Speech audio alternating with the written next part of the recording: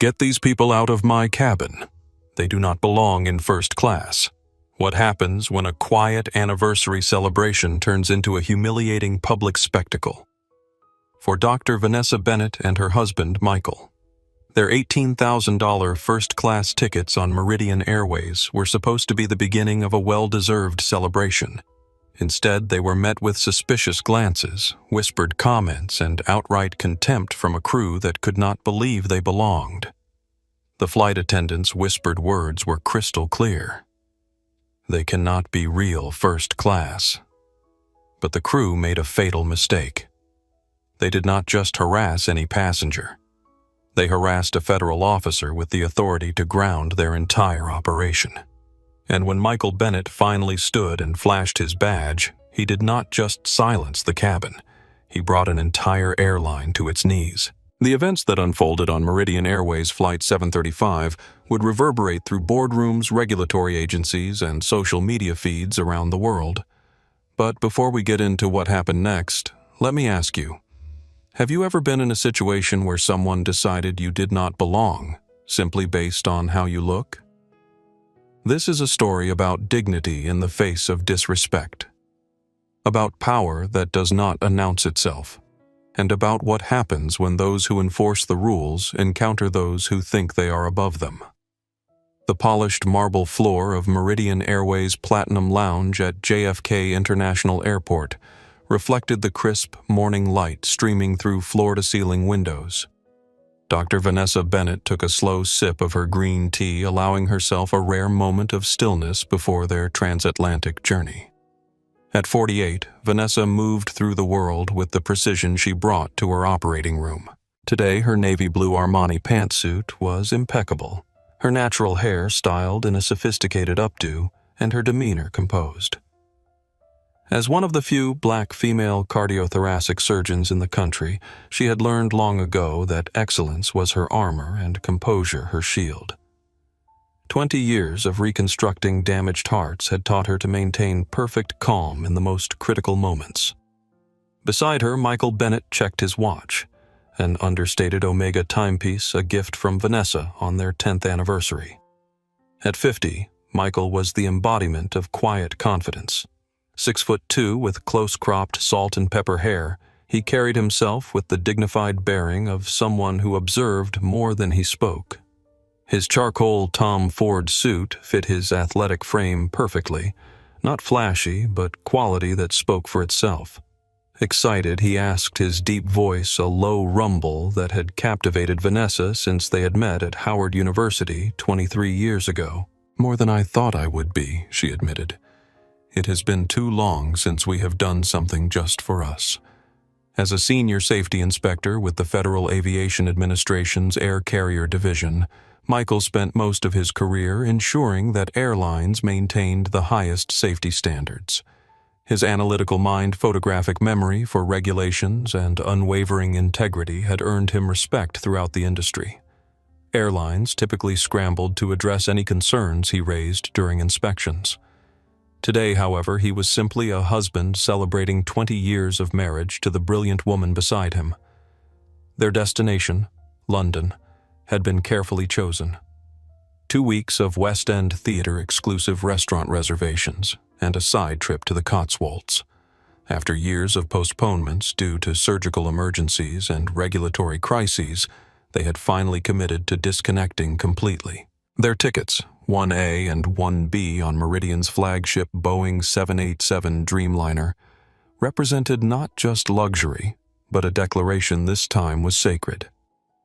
"I switched my phone to vacation mode," Vanessa said, showing him the screen. "Dr. Patel has my cases for the next 2 weeks, and my assistant has strict instructions not to contact me unless someone is literally dying. The FAA will survive without me too." Michael smiled, tucking away his government-issued phone. "I have been training Martin for this moment for 3 years." What neither of them said aloud was how much they needed this break. The past year had been particularly challenging. Vanessa had performed 212 surgeries, including a groundbreaking procedure that had garnered international attention. Michael had overseen a major investigation into maintenance violations that had required months of meticulous documentation and testimony. They had earned this moment. They had paid for this luxury, and they belonged in these seats just as much as anyone else. Neither of them could have predicted that proving this basic fact would soon become the focus of their journey. The first paper cut, as Vanessa called them, those tiny, stinging microaggressions that drew invisible blood, came at the lounge check-in desk. The attendant, a blonde woman with a practiced smile and a name tag reading, Heather Moore, looked up as they approached. "Membership cards, please?" she asked, her eyes scanning over them quickly. Michael placed their boarding passes and his platinum membership card on the counter. Bennett, first class to London. Heathrow Flight 735. Heather picked up the documents, glanced at them, then looked back at Michael and Vanessa with a flicker of surprise that she quickly masked. "Oh, wonderful. And which of our elite members are you accompanying today?" she asked with a bright smile. Vanessa felt the familiar tightening in her chest, the one that came whenever someone made assumptions about who she was or where she belonged.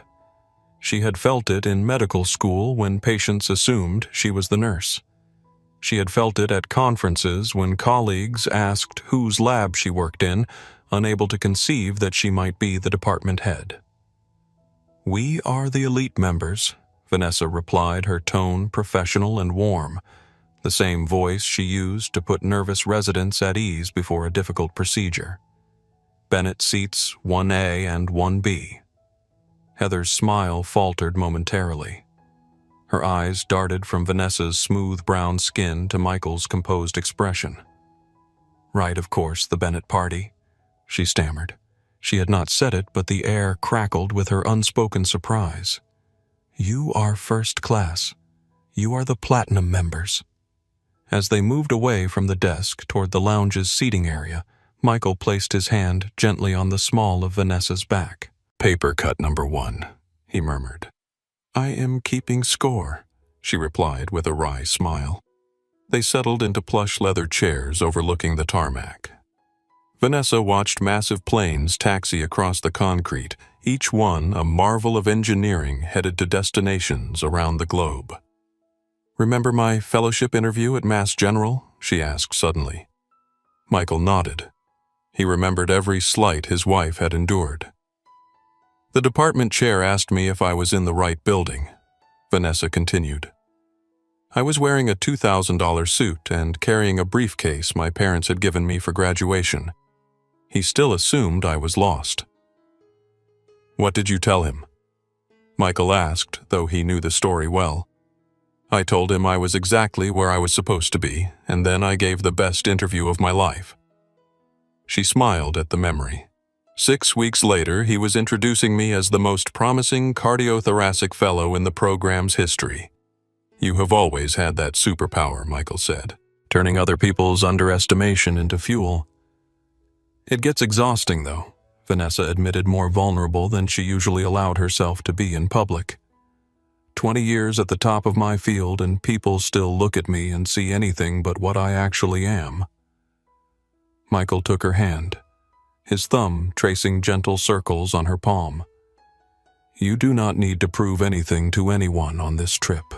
We are not here to educate or elevate. We are here to celebrate us." Vanessa squeezed his hand in response. "You are right. I am just tired, Michael. It is our anniversary, and sometimes I wish we could just exist without having to constantly prove we belong." "We do not have to prove anything," Michael said, his voice a low, steady rumble. "We just have to be. Let them figure out the rest." Across the lounge, a black businessman in his 30s caught Vanessa's eye and gave a subtle nod of recognition. In that small gesture was an entire conversation. "I see you. I know what this is like. We belong here too." Vanessa nodded back the silent solidarity, momentarily easing the tension she felt.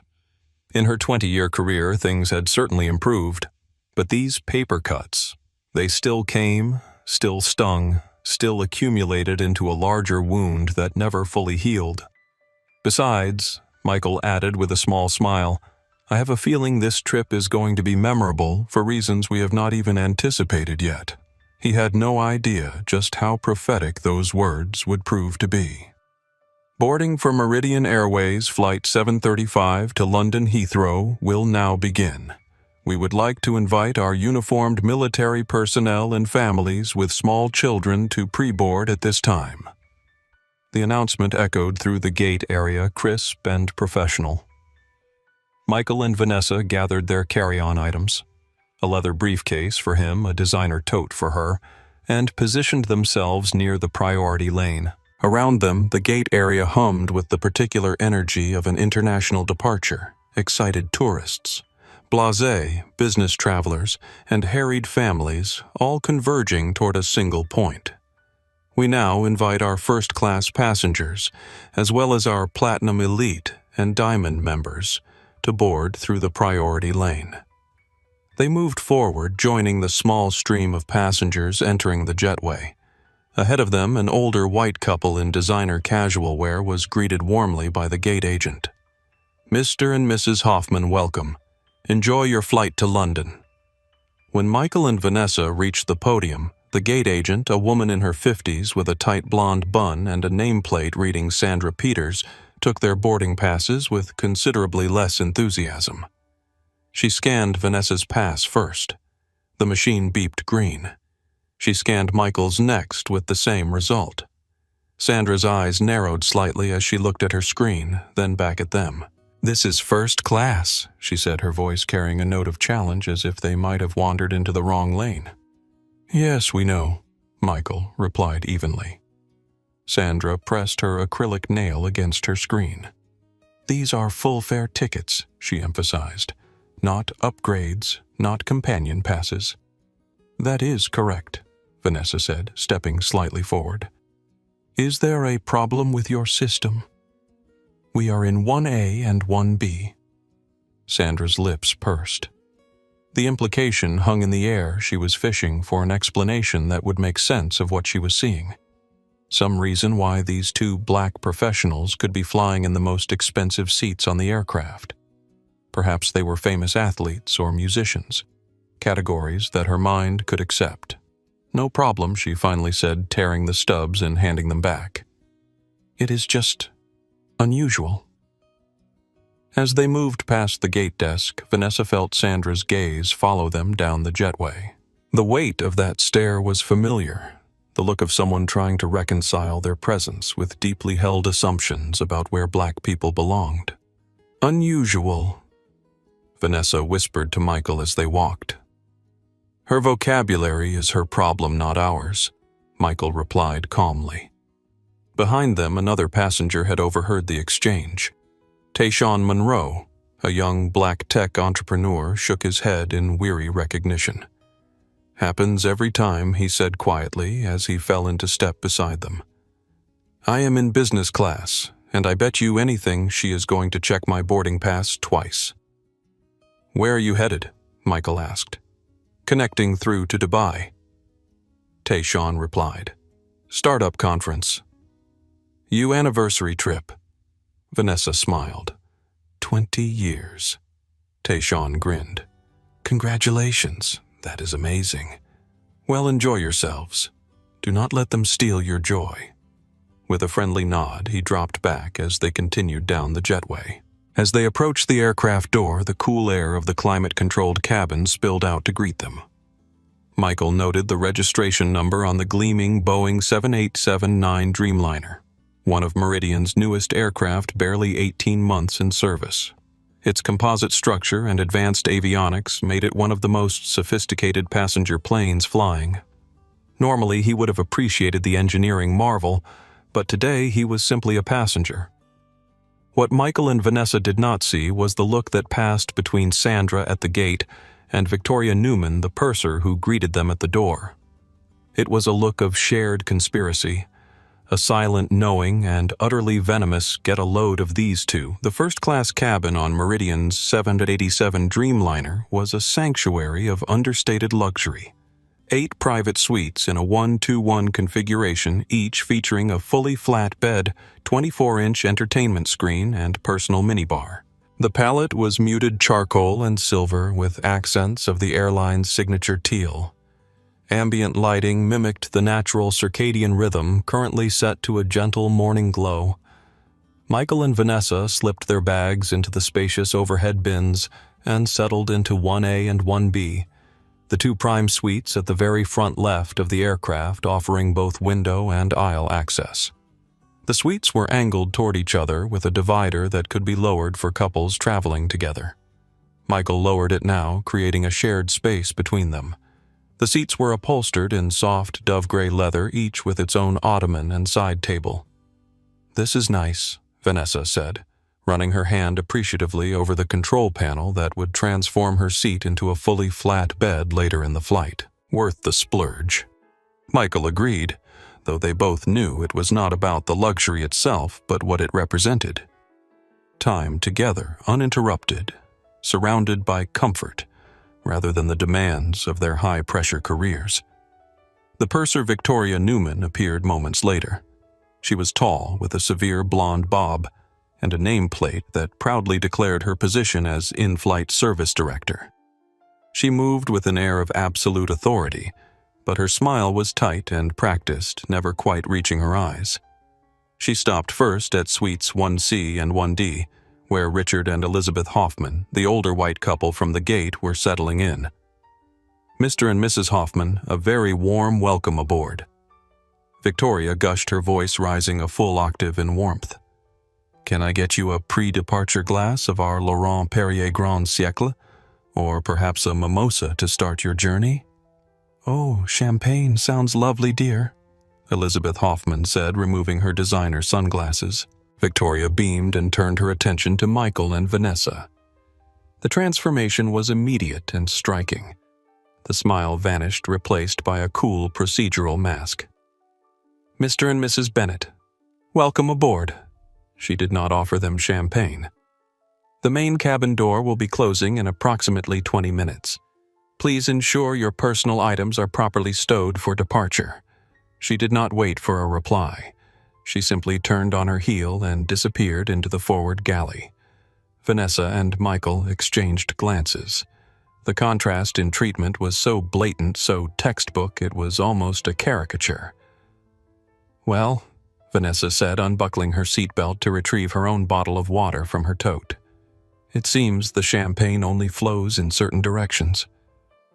"I am sure it was just an oversight," Michael said, though neither of them believed it. "I do not need her champagne anyway." "It is not about the champagne," Vanessa replied quietly. "It is about what it represents." He nodded, understanding completely. It was not about the drink itself. It was about being seen as deserving of the same courtesies automatically extended to other passengers in the same cabin. It was about belonging. As more first-class passengers boarded, Michael observed that Victoria greeted each white passenger with enthusiastic warmth, offering pre-departure beverages and hanging jackets. None of them received the curt, businesslike treatment she had shown to him and Vanessa. A younger flight attendant, Luis Morales, zipped by. He was in his mid-20s, all bright-eyed ambition, clearly eager to please his supervisor. He topped off Elizabeth Hoffman's champagne, then rushed to the galley. The galley was directly in front of Michael's seat, separated by a thin bulkhead and a curtain which Luis left slightly ajar. It was from this gap that the voices came, whispers, but in the quiet pre-departure cabin they were as clear as a shout. "Ladies and gentlemen, welcome aboard Meridian Airways Flight 735 with non-stop service to London Heathrow. My name is Victoria Newman, and I will be your in-flight service director today." Victoria's announcement voice was smooth and professional, betraying none of the disdain she had shown to certain passengers moments earlier. The Boeing 787 was now fully boarded, the first-class cabin occupied by its 8 privileged travelers. The main cabin door had been closed, and the safety demonstration was about to begin. In 1A and 1B, Michael and Vanessa Bennett settled into their suites, each absorbed in their own pre-flight rituals. Vanessa had taken out a medical journal article she had been meaning to read while Michael reviewed their London itinerary, confirming their hotel car would be waiting at Heathrow. Victoria swept through the first-class cabin again, this time with Luis Morales trailing behind her. She stopped at 1C and 1D where the Hoffmans were comfortably ensconced. "Mr. and Mrs. Hoffman, would you care for a refill before takeoff?" Victoria asked, gesturing to their champagne flutes. "That would be lovely," Richard Hoffman replied. He was in his late 60s, silver-haired and tan with the easy confidence of old money. His cashmere sweater probably cost more than some people's monthly rent. "And can I get you a hot towel? Or perhaps some warm nuts to enjoy with your champagne?" Victoria continued her service for the Hoffmans, extending far beyond the basic courtesies. "The nuts would be wonderful." Elizabeth Hoffman smiled. "And do you have those lovely pajamas for the overnight portion? We had them last time on our flight to Tokyo." "Of course, Mrs. Hoffman. I will prepare the medium size for you, and large for Mr. Hoffman, just as you had on your previous flight," Victoria assured them, demonstrating an impressive memory for their preferences. Luis stood nearby watching Victoria's exemplary service to the Hoffmans, clearly taking mental notes on how to treat VIP passengers. Then Victoria turned and swept past 1A and 1B without stopping. "Luis," she called over her shoulder, "please check if 1A and 1B need anything before takeoff." The directive was clear. The Bennetts were Luis's responsibility, not hers. Luis approached with a nervous smile. "Can I get you anything before takeoff?" "Water juice?" he asked. "Is champagne not available for us?" Vanessa asked pointedly, having just witnessed Victoria's enthusiastic offering to the Hoffmans. Luis flushed slightly. "Of course I am sorry. Would you like champagne?" "Yes, please," Michael said. "2 glasses of the Laurent Perrier, if that is what you are serving today." Luis nodded and hurried away. From the corner of his eye, Michael saw Victoria intercept Luis in the galley, saying something in a low voice. Luis nodded repeatedly, then reached for the champagne bottle. Not the Laurent Perrier served to the Hoffmans, but a different, less premium bottle. A passenger from 2A, a woman in her 40s with stylish glasses and a professional camera bag, had been observing the interactions carefully. Alexandra Alex Williams was a travel blogger with over 500,000 followers across her social platforms. She specialized in luxury travel experiences, and something about the service disparity had caught her trained eye. Luis returned with 2 glasses of champagne that looked noticeably different from what the Hoffmans were enjoying. "Here you are," he said, placing the glasses on their side tables. "The, house champagne. I believe we requested the Laurent Perrier," Michael said quietly. "The same being served to other first-class passengers." Luis looked trapped, glancing over his shoulder toward the galley where Victoria was watching. "I will check if we have enough," he said, clearly uncomfortable. In the background, Victoria continued her attentive service to the passengers in 2C and 2D, a white middle-aged couple who were also receiving the premium champagne without having to ask specifically. When Luis disappeared into the galley again, Alexandra Williams leaned forward from her seat. "Excuse me," she said in a low voice. I could not help noticing the difference in service. "I am a travel blogger documenting the flight experience. Would you mind if I make a note of this? Discrepancy." Before Vanessa could respond, a passenger across the aisle spoke up. "They probably got upgraded," said James Whitfield from 1D, just loudly enough to be heard. He was a stocky man in his early 60s with thinning hair and an expensive watch that he seemed determined to display by constantly checking the time. That is usually why they serve the different champagne. Premium for full-fare house for upgrades. The implication was clear. "Actually," Vanessa said calmly, "we purchased these tickets 11 months ago. Full-fare first class." Whitfield made a non-committal sound and turned away clearly, not believing her. Victoria emerged from the galley with Louise, who was now carrying 2 fresh glasses, this time of the Laurent Perrier. "My apologies for the confusion," Louise said, genuinely contrite as he replaced their glasses. "This is the correct champagne for first class." Victoria hovered nearby, her smile tight. "We need to prepare for departure now," she said to Louise. "Make sure all electronic devices are in airplane mode," she added, looking pointedly at Vanessa's tablet. As they moved away, Michael heard Victoria whisper to Louise check their tickets during the flight. "I want to verify their boarding passes." A warm hand touched Michael's arm. It was Vanessa, who had also overheard. Her eyes conveyed a clear message. "I heard that too. What are we going to do?" Michael covered her hand with his own. "Let us document everything," he murmured. "Every interaction, every discrepancy. I want to see just how far this goes." Across the aisle, Richard Hoffman was telling Elizabeth about his latest golf trip, completely oblivious to the situation unfolding around them. In 2B, a businessman was already asleep with an eye mask on. But Alexandra Williams was watching everything, her journalist's instincts clearly activated. Louise came by one more time now with hot towels. He offered them to Michael and Vanessa with a subtle, apologetic look, clearly trying to provide proper service despite Victoria's influence. "Thank you, Louise," Vanessa said warmly, using his name deliberately. "We appreciate your attention." The young man nodded, a flicker of relief crossing his face. In that small exchange was a recognition Louise was not the problem. He was caught in Victoria's orbit, following her lead out of inexperience or job preservation. As the safety demonstration began, Michael observed Victoria positioned near the Hoffmans, providing them with personal commentary on the features of the first-class suites. She made no such effort for the Bennetts. The first paper cut had just become a deeper wound, and they had not even left the ground yet.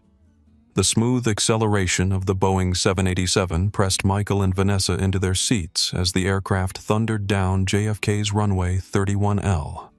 Within moments, the massive plane broke free of gravity, its nose tilting skyward as Manhattan's iconic skyline slipped away beneath them. Under normal circumstances, this would be the moment when Michael and Vanessa would clink glasses, officially beginning their anniversary celebration. Instead, they exchanged knowing glances silently, acknowledging that this flight had already become something very different from what they had anticipated. The first hour passed relatively smoothly as the aircraft climbed to its cruising altitude of 38,000 feet over the Atlantic. The seatbelt sign was turned off, and the cabin crew began their in-flight service preparations. Louise appeared with linen tablecloths, laying them carefully over each passenger's extended table. He started with the Hoffmans in 1C and 1D, then moved to James Whitfield in 1E before finally reaching the Bennetts. "Would you like to dine together?" he asked, gesturing to the adjustable divider between their suites that could be fully lowered for couples. "Yes, that would be nice," Vanessa replied. "Thank you, Louise." The young flight attendant nodded, seeming genuinely pleased to be addressed by name. As he arranged their tables, Victoria appeared with the wine list and menu for the first-class cabin. She presented them first to the Hoffmans with detailed descriptions of each selection, then to Whitfield and the passengers in row 2. When she finally reached Michael and Vanessa, she simply handed them the menus without comment and quickly moved on. "The salmon with dill cream sauce is particularly good on this route," they overheard her telling the Hoffmans moments later. "And we have a wonderful Pouligny Montrachet that pairs beautifully with it." No such recommendations were offered to the Bennetts. "Did you notice that everyone else got personalized recommendations?" Vanessa whispered to Michael. "It is like she is going out of her way to provide different levels of service." Michael nodded, his expression neutral, but his mind cataloging each discrepancy with the precision of a federal investigator. "I am keeping track," he assured her. When Louise came to take their order, he seemed nervous, glancing repeatedly toward the galley where Victoria was watching. "I will have the beef tenderloin," Michael said. "And I will try the salmon," Vanessa added. Louise wrote down their selections. And for wine, the Pouligny Montrachet sounds lovely, Vanessa said with a pointed smile. The one that pairs so beautifully with the salmon. Luis nodded, a flicker of understanding crossing his features. Excellent choice. When he left, Victoria intercepted him in the galley. Though their conversation was too quiet to overhear, her body language was unmistakable. She was questioning his interactions with the Bennetts. The next microaggression came when Victoria herself delivered the wine to each suite. For the other first-class passengers, she presented the bottle showing the label before pouring. She offered tastes for approval and provided commentary on the vineyard and vintage. When she reached Michael and Vanessa, she set down their glasses without presentation, the bottle nowhere in sight. "Excuse me," Michael said politely. "May I see the bottle, please?" Victoria's smile tightened. "Of course," she said, though her tone suggested this was an unusual request.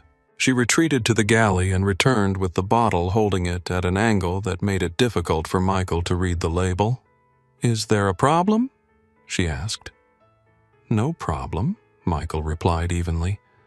"I just like to see what I am drinking." Victoria's eyes narrowed slightly. "Of course. Some of our more experienced travelers appreciate that." The emphasis on experienced carried a clear implication that she did not consider them among that group. As Victoria walked away, Alexandra Williams from 2A caught Vanessa's eye and raised an eyebrow in silent communication. She had clearly noticed the difference in service. The meal service continued with similar disparities. The Hoffmans and Whitfield received their courses with elaborate presentation and frequent check-ins. Victoria personally ground fresh pepper for them and offered bread refills multiple times. In contrast, the Bennett's meals were delivered with minimal interaction, and Victoria seemed to deliberately avoid their section, leaving Luis to handle their requests. When Vanessa asked for a bread refill, Victoria's response was telling.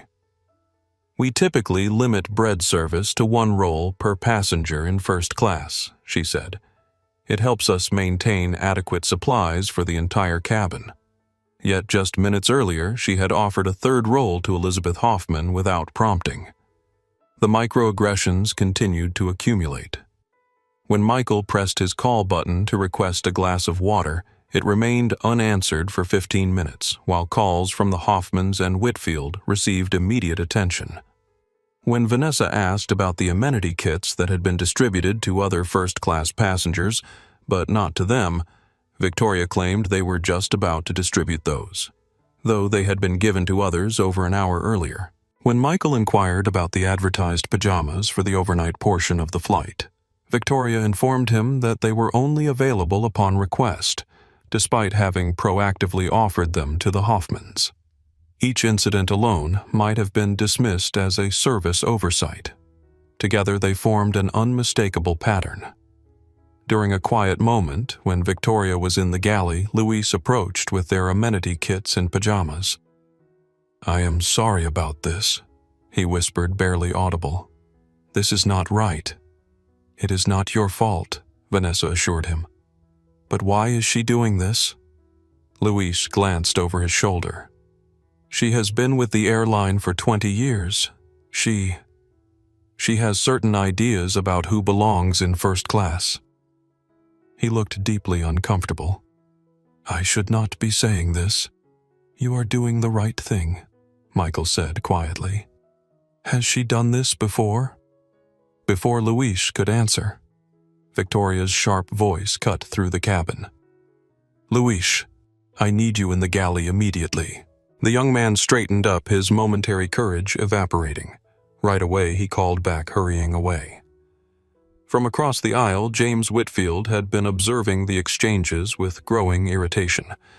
As a regular first-class passenger, he clearly viewed the cabin as his domain and the Bennetts as interlopers.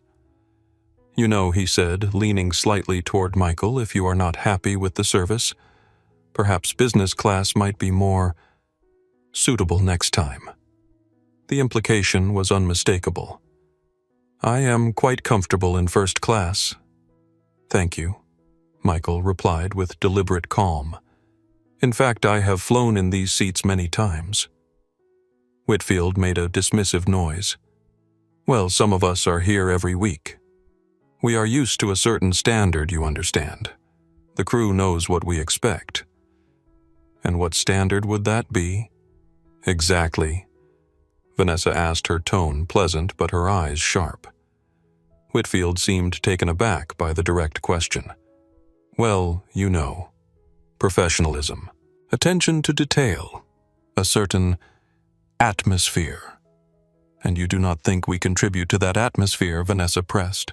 Whitfield shifted uncomfortably. "I am simply saying that regular passengers develop a rapport with the crew. It is nothing personal." "It feels very personal from where I am sitting," Vanessa replied. Whitfield's face reddened slightly. He turned away, muttering something under his breath that sounded suspiciously like playing the race card. Michael placed a restraining hand on Vanessa's arm as she opened her mouth to respond. "Not worth it," he murmured. "We are documenting everything." In 2A, Alexandra Williams had been surreptitiously taking notes on her phone. As a travel blogger specializing in premium cabin reviews, she had flown hundreds of first-class segments and had never witnessed such blatant service discrimination. As the meal service concluded, Victoria returned to collect the trays. She lingered at the Hoffmans' tables, chatting amicably about their London plans. She offered them coffee, digestives, and chocolates.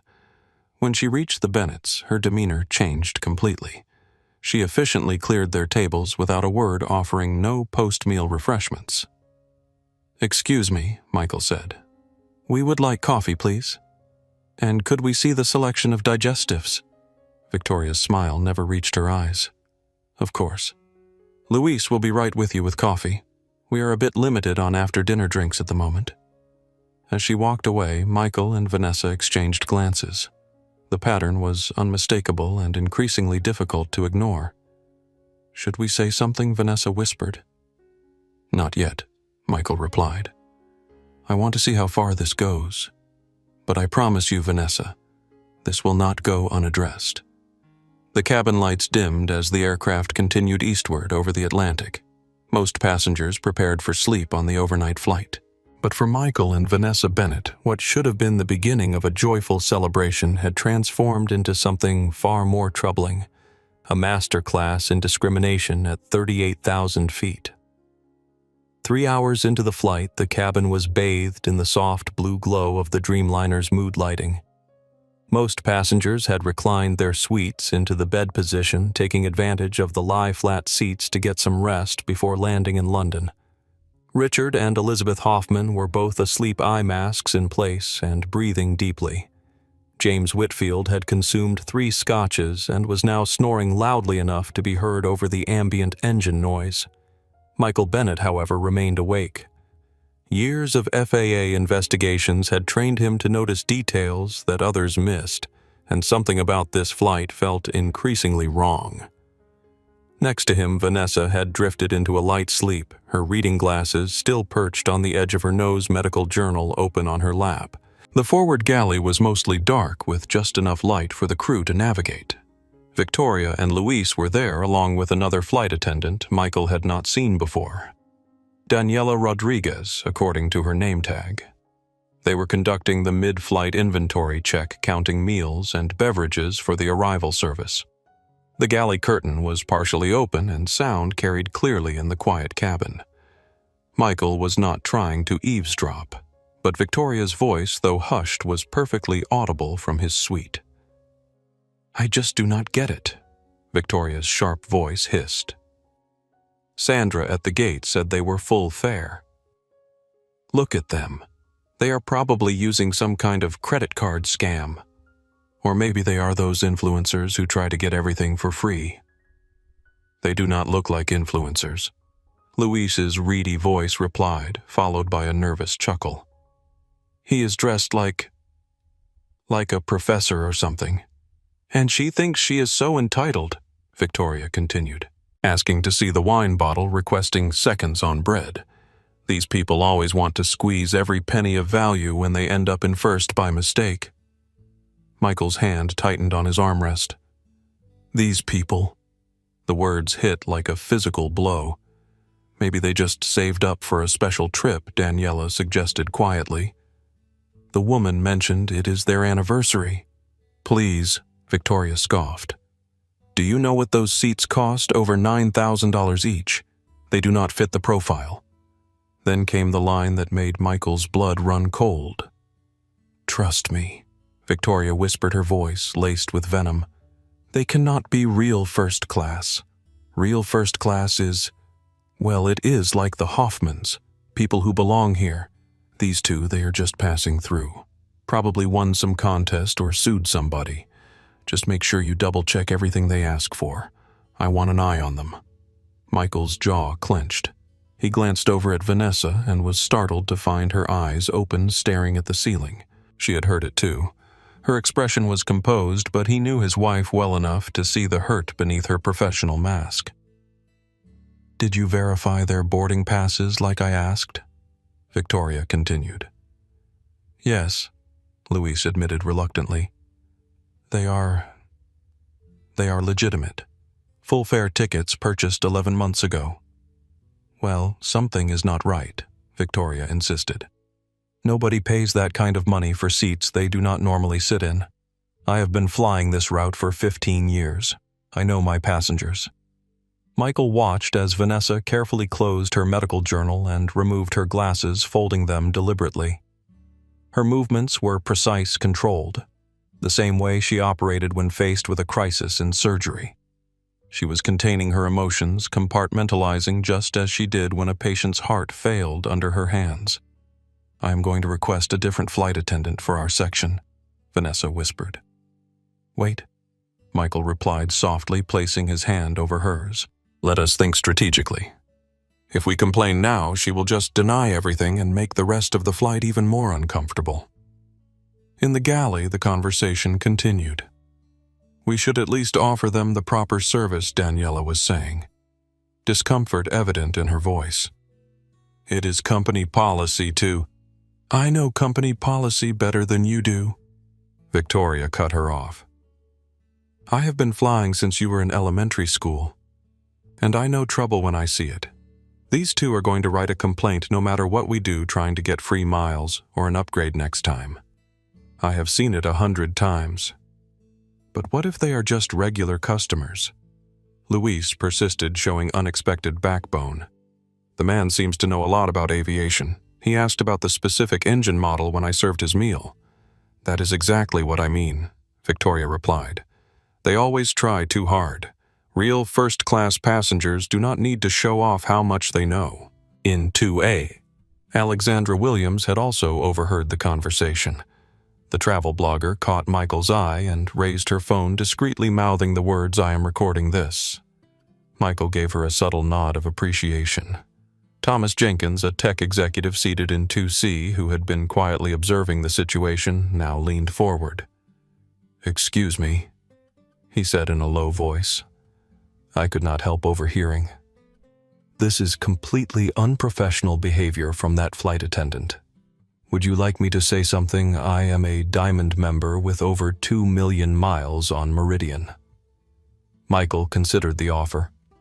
Thomas Jenkins was a white man in his early 40s, dressed in casual luxury.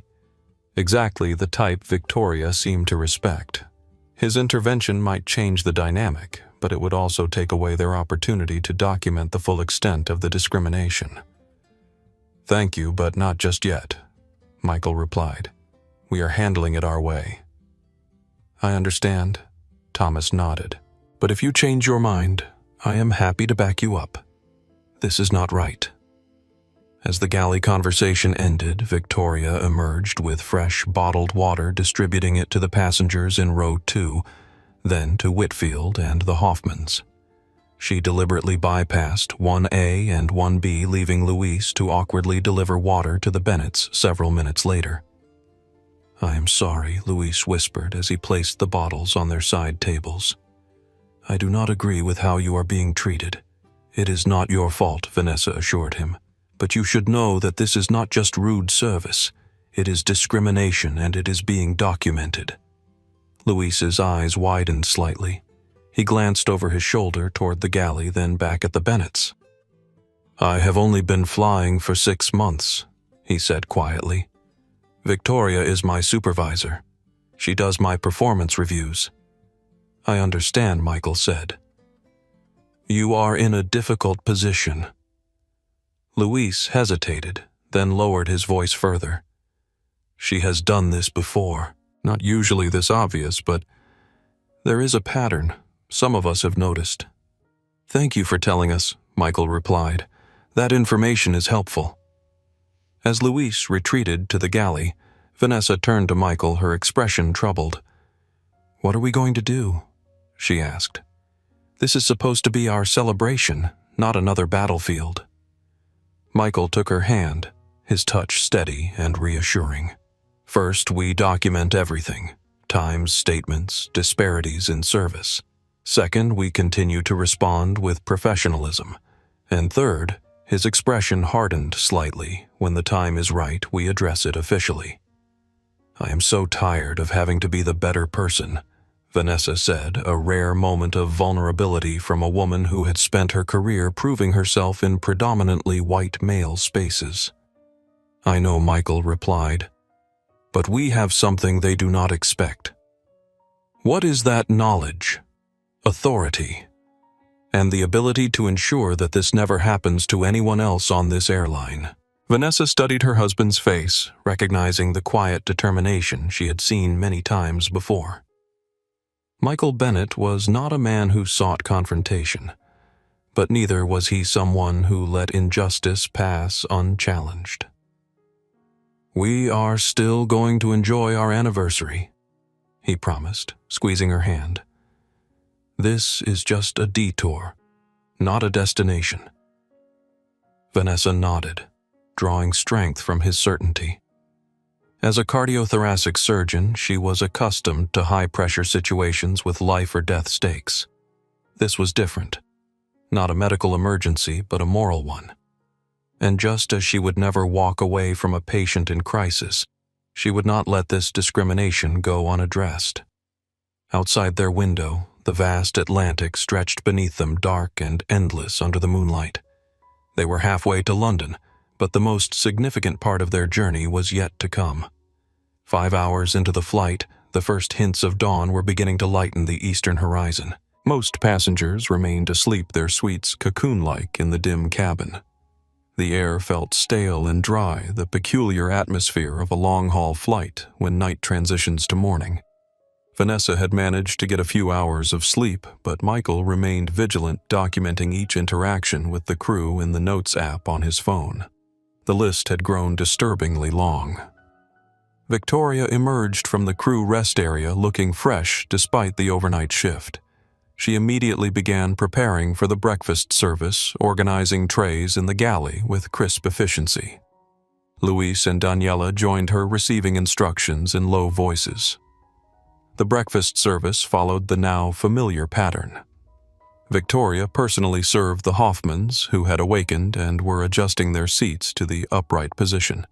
She offered them their choice of breakfast options, including items not listed on the menu. "We have some fresh berries that just came aboard in New York," she told Elizabeth Hoffman. "I know how much you enjoy them.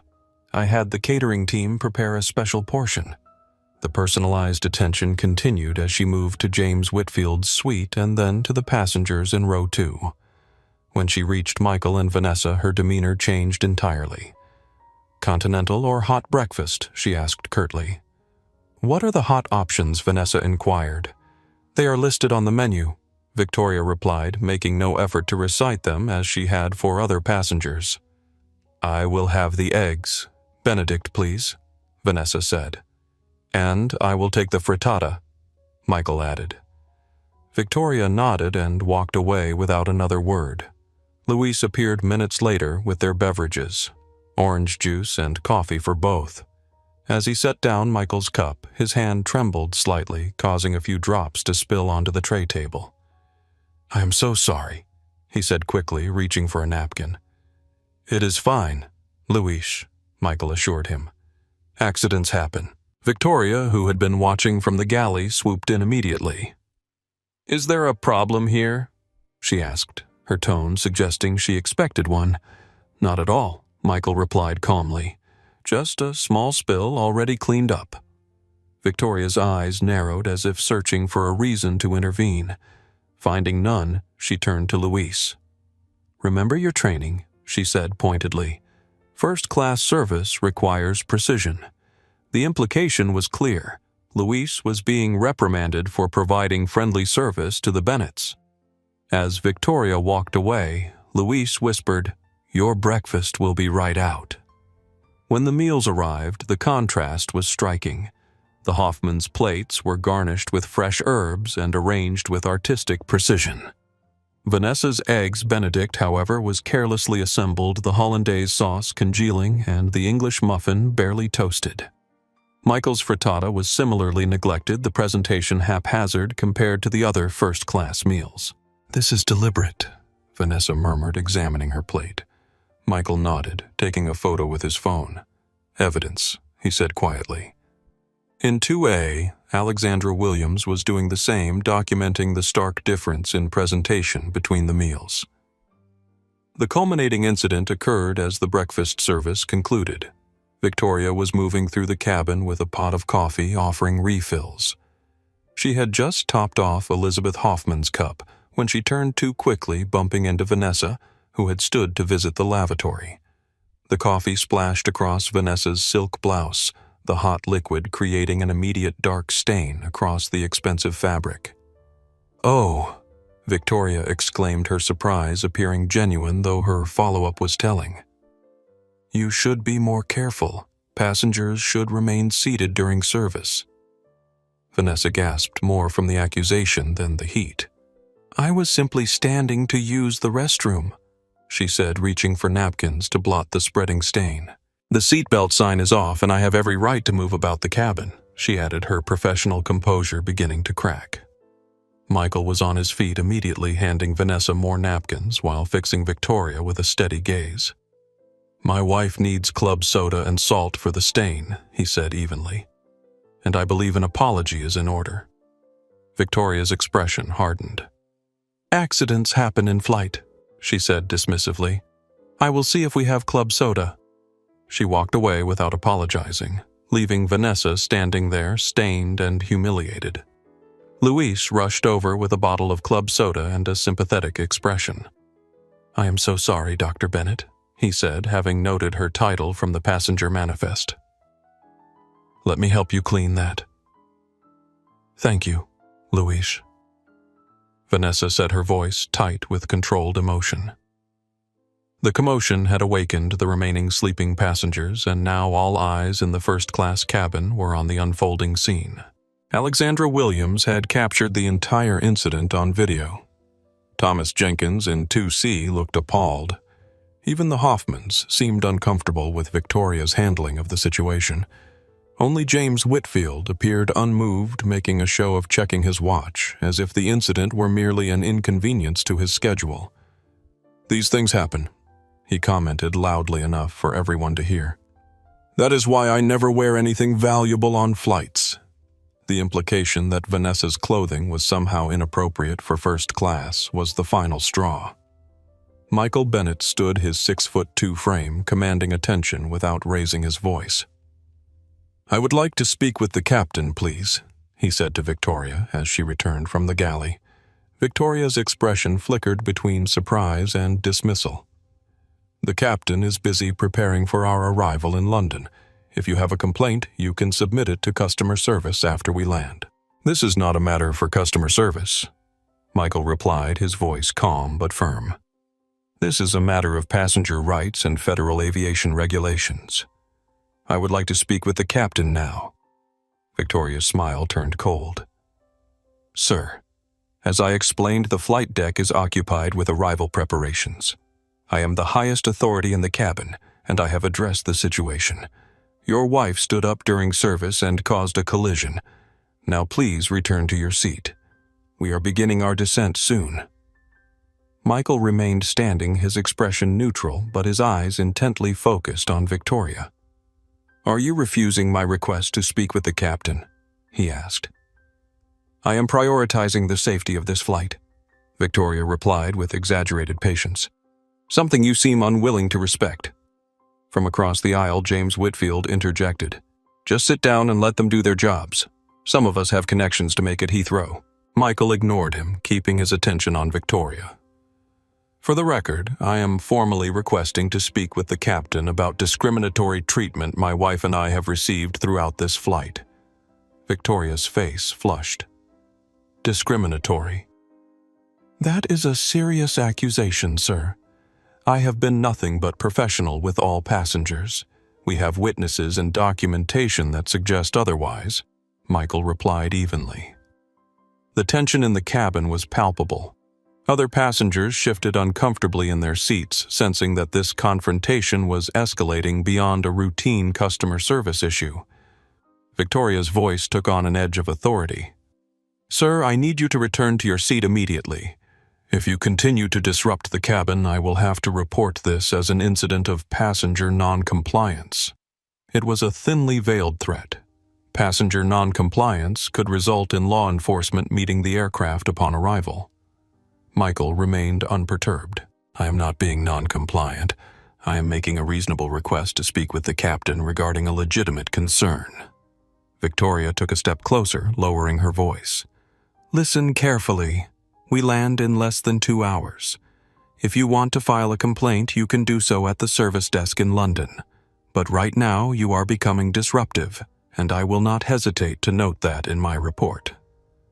Behind Victoria, the cockpit door opened and Captain Andrew Palmer emerged to use the lavatory. In his late 50s, with silver hair and the confident bearing of a senior pilot, he immediately sensed the tension in the cabin. "Everything all right out here, Victoria?" he asked.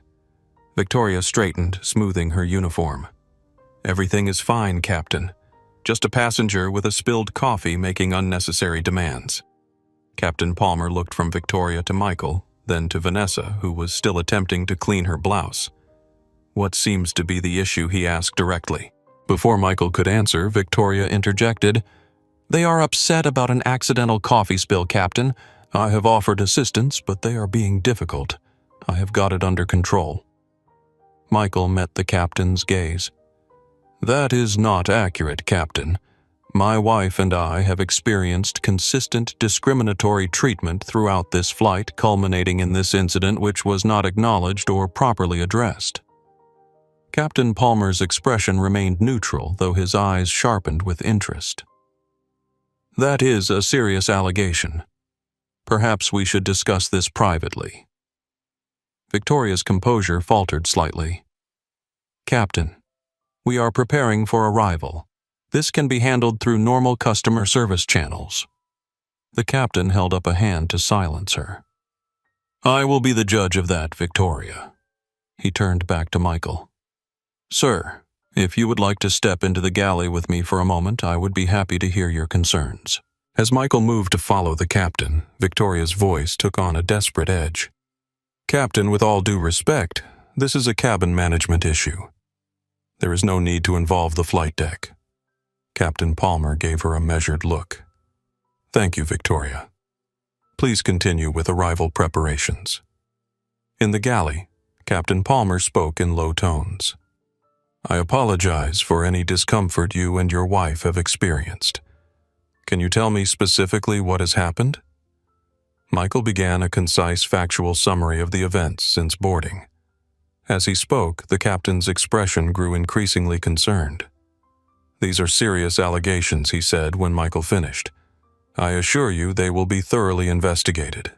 "I appreciate that, Captain," Michael replied. "But there is something else you should know." He reached into his inner jacket pocket and removed a small leather case. When he opened it, the FAA Senior Safety Inspector badge and credentials were unmistakable. Captain Palmer's expression changed immediately, recognition and concern flashing across his features. "I am not here in an official capacity," Michael clarified. "My wife and I are genuinely traveling to London for our anniversary. But what we have experienced on this flight constitutes a clear violation of 14 CFR Part 91.533 regarding cabin crew responsibilities and passenger rights." The captain straightened his entire demeanor, shifting from polite concern to professional alertness. "I understand, Inspector Bennett. I assure you this matter will be addressed immediately." From her position near the front of the cabin, Victoria watched the exchange with growing apprehension. She could not hear the conversation, but the captain's change in posture told her something significant had occurred. When Michael and Captain Palmer emerged from the galley, the atmosphere in the first-class cabin had changed. The power dynamic had shifted, though most passengers did not yet understand why. That was about to change. "Ladies and gentlemen, this is Captain Palmer speaking.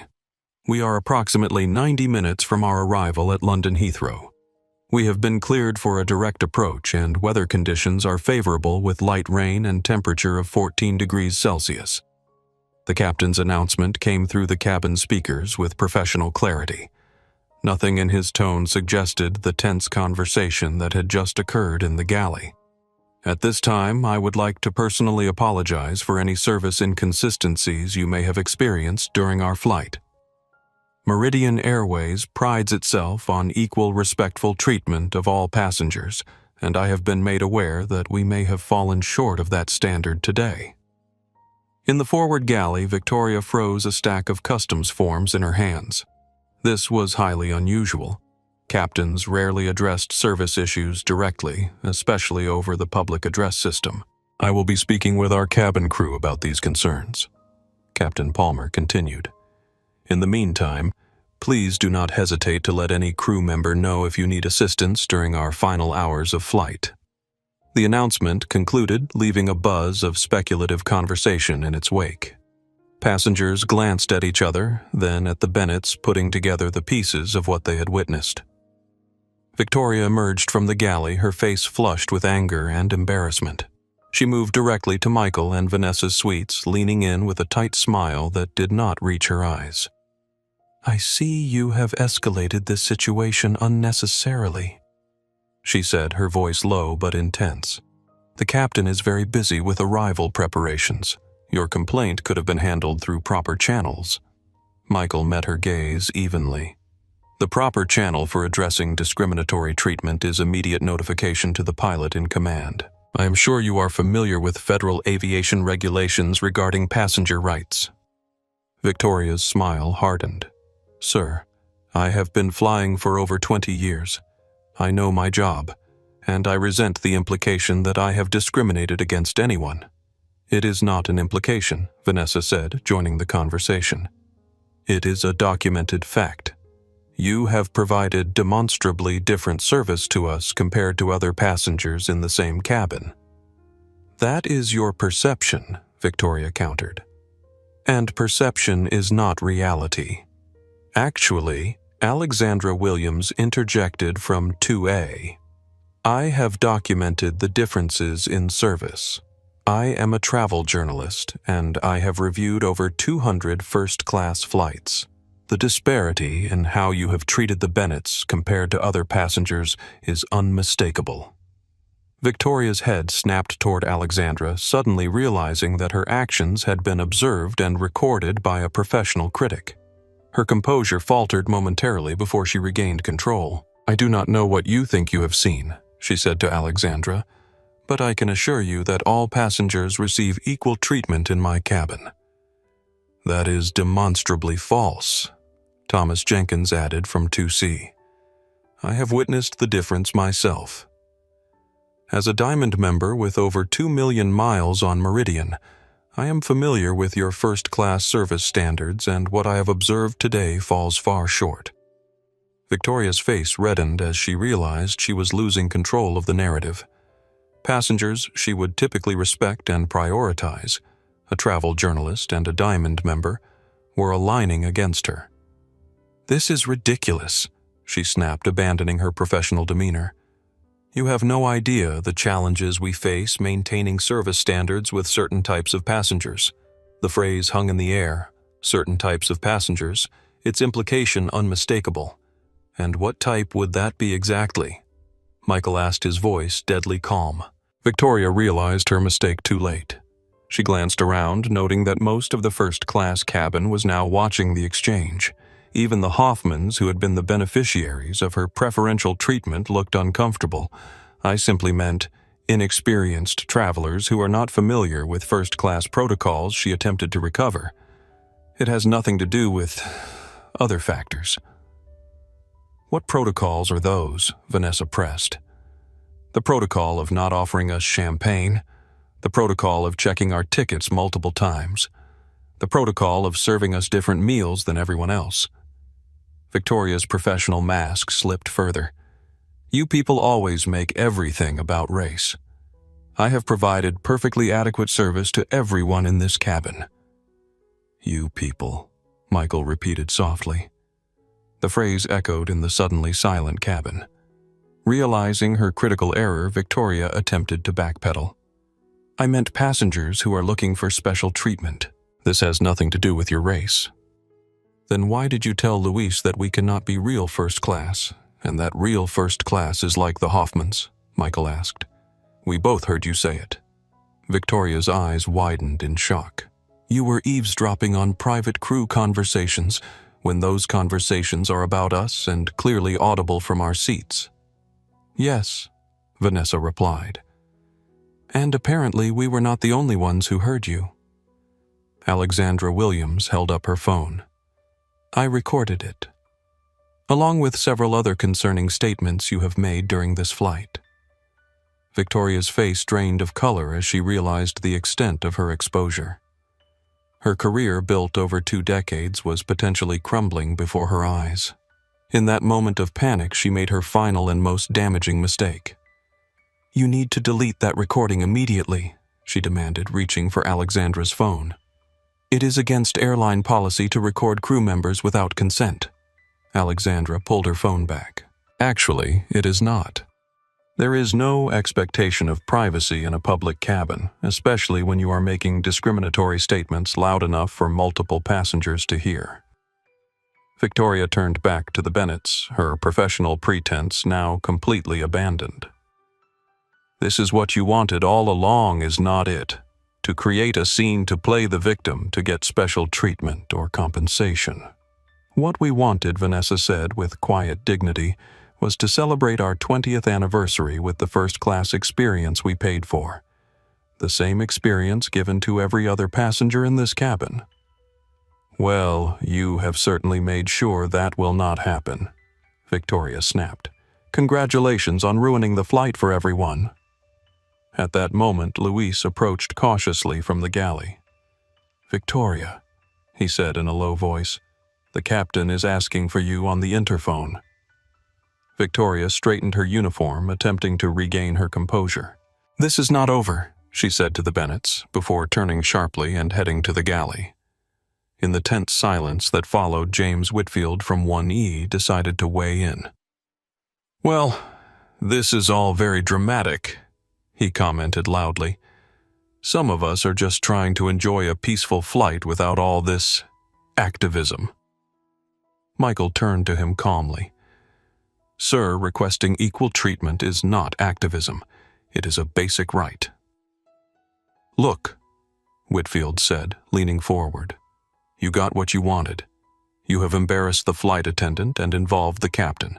Is not that enough? Do we all need to suffer through this spectacle? James, Elizabeth Hoffman, interjected unexpectedly. Perhaps we should stay out of this. From what I have observed, they have legitimate concerns. Whitfield looked betrayed by this lack of support. Oh, come on, Elizabeth. You know as well as I do that certain passengers are just looking for reasons to complain. They probably got upgraded and now expect royal treatment. Actually, Richard Hoffman said I believe they mentioned they paid full fare for their tickets, just as we did. The dynamic in the cabin was shifting. What Victoria had assumed would be natural alliances along racial lines were breaking down as other passengers recognized the fundamental unfairness of the situation. In the galley, Victoria's heated conversation with the captain was partially audible to those in the front row. Her defensive tone and increasingly desperate explanations suggested the call was not going well for her. Luis approached the Bennetts with fresh napkins and club soda for Vanessa's stained blouse. "I am so sorry about all of this," he said quietly. "This is not what Meridian stands for." "Thank you," Luis Vanessa said warmly. "We do not hold you responsible for Victoria's actions." "Did you know Michael asked the young flight attendant about her pattern of behavior with certain passengers?" Luis looked torn between professional loyalty and personal integrity. "I have only been flying for 6 months," he said softly, "but I have noticed tendencies. Some of us newer crew members have discussed it, but she has been with the airline for so long and she has connections in management." Michael nodded understandingly. "Reporting discrimination is never easy, especially when it comes from someone in authority. The captain asked me to tell you that he will be speaking with you again before we land," Luis added. "He is taking this very seriously." In the galley, Victoria slammed down the interphone handset, her face a mask of fury and fear. She stormed back into the cabin, heading directly for the Bennetts. "I hope you are satisfied," she hissed. 22 years of exemplary service, and now I am being asked to document my actions for an internal review." "Your actions are what prompted this situation," Vanessa replied calmly. "Not our response to them. You have no idea the damage you have done." Victoria continued, her voice rising. "All because you could not handle a little less attention than you thought you deserved." Captain Palmer emerged from the cockpit again, his expression grave as he took in the scene. "Victoria," he said firmly, "I need you in the galley. Now. Captain, I am in the middle of now." He repeated his tone, leaving no room for argument. As Victoria reluctantly followed him to the galley, the first-class cabin erupted into hushed conversations. The drama was now impossible to ignore, and passengers were openly discussing what they had witnessed. Alexandra Williams leaned forward from 2A. "I have documented everything she told the Bennetts. If you need a witness statement for any formal complaint, I am happy to provide one." "Thank you," Michael said sincerely. "That may be very helpful." In the galley, Captain Palmer's voice was now clearly audible to the front row. "This is unacceptable, Victoria. I have received reports from multiple passengers confirming discriminatory treatment." "They are exaggerating, Captain. This is about a spilled coffee and entitled passengers trying to—" Enough, the captain cut her off. "I have reviewed the documented incidents, and there is a clear pattern here. As pilot in command, I am removing you from cabin service duties for the remainder of this flight. Daniela will take over the first-class cabin. You will remain in the crew rest area until we land." "You cannot do that," Victoria protested. "On what grounds?"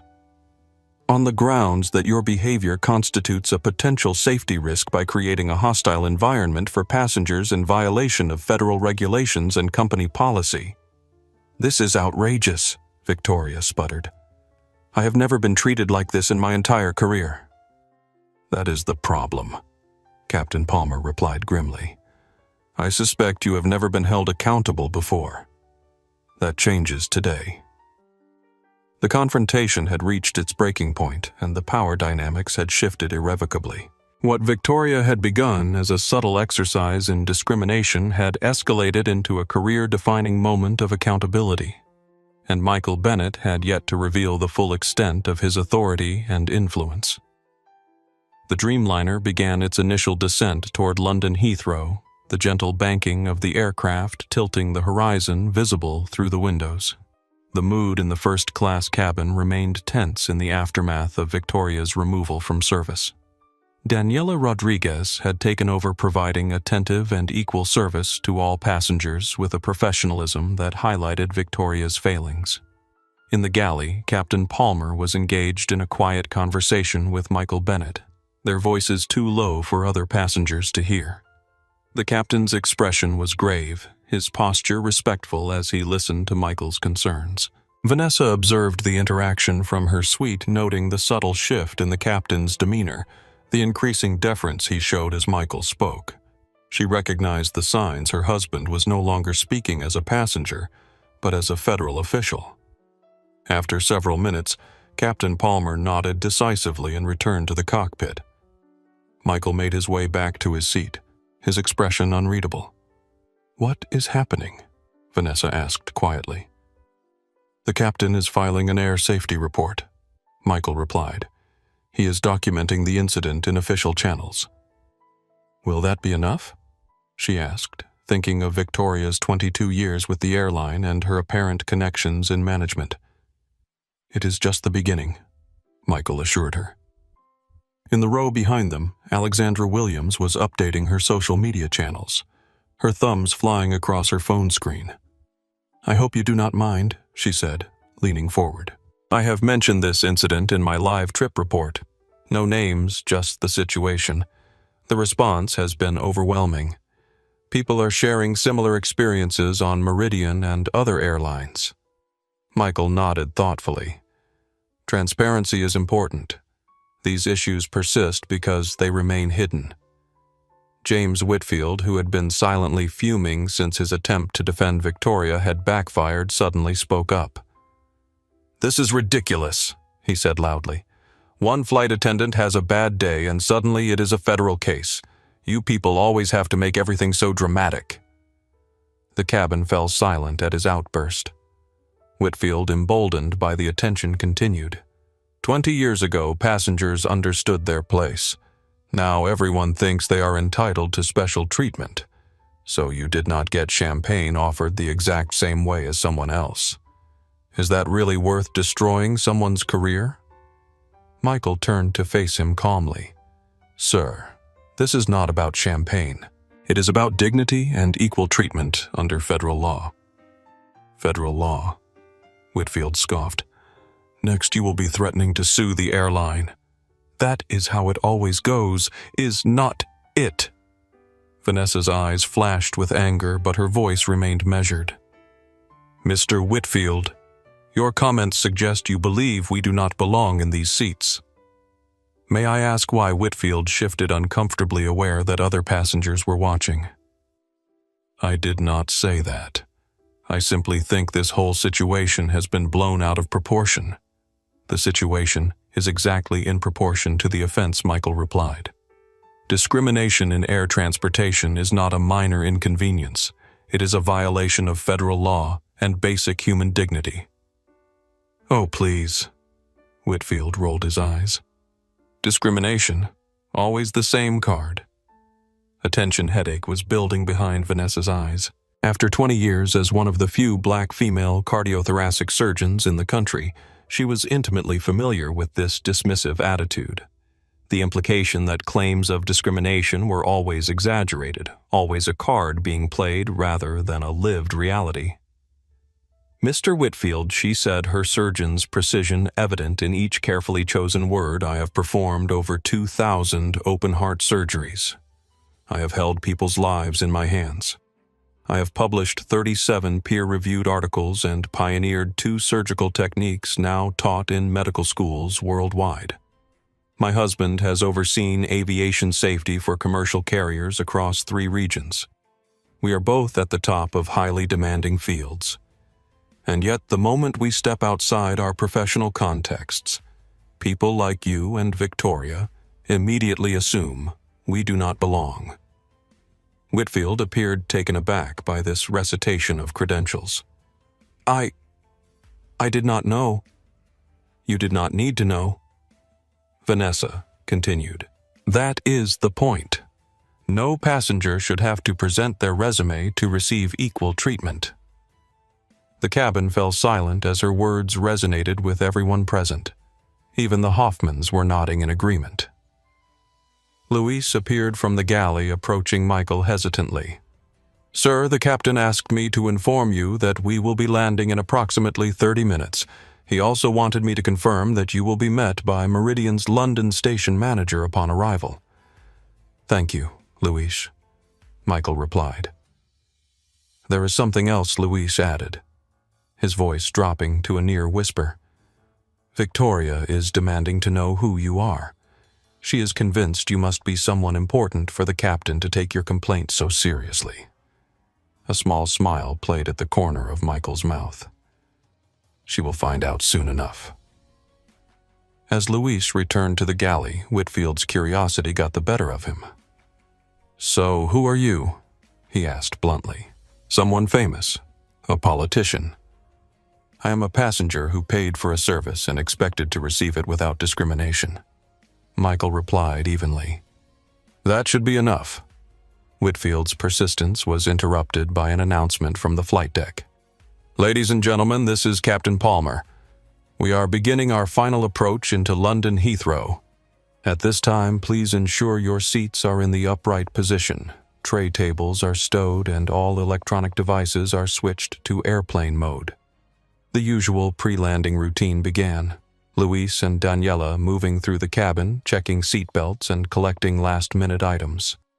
The Hoffmans were engaged in quiet conversation, occasionally glancing toward the Bennetts with expressions of concern. Thomas Jenkins was typing rapidly on his phone, presumably sending last messages before landing. Alexandra Williams had her notebook out, jotting down final observations for her travel review. From the crew rest area, Victoria emerged briefly, her face tight with suppressed fury as she surveyed the cabin. Her gaze locked onto Michael and Vanessa, communicating unmistakable hostility before Daniela directed her back out of sight. "She still does not get it," Vanessa murmured. "She will," Michael replied with quiet certainty. As the aircraft descended through the cloud layer over London, rain streaking across the windows, the tension in the cabin seemed to build rather than dissipate.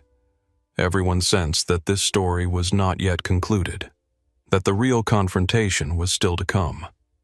The landing gear deployed with a mechanical thunk, the sensation of deceleration pressing passengers into their seats as the massive aircraft aligned with Heathrow's runway 27L.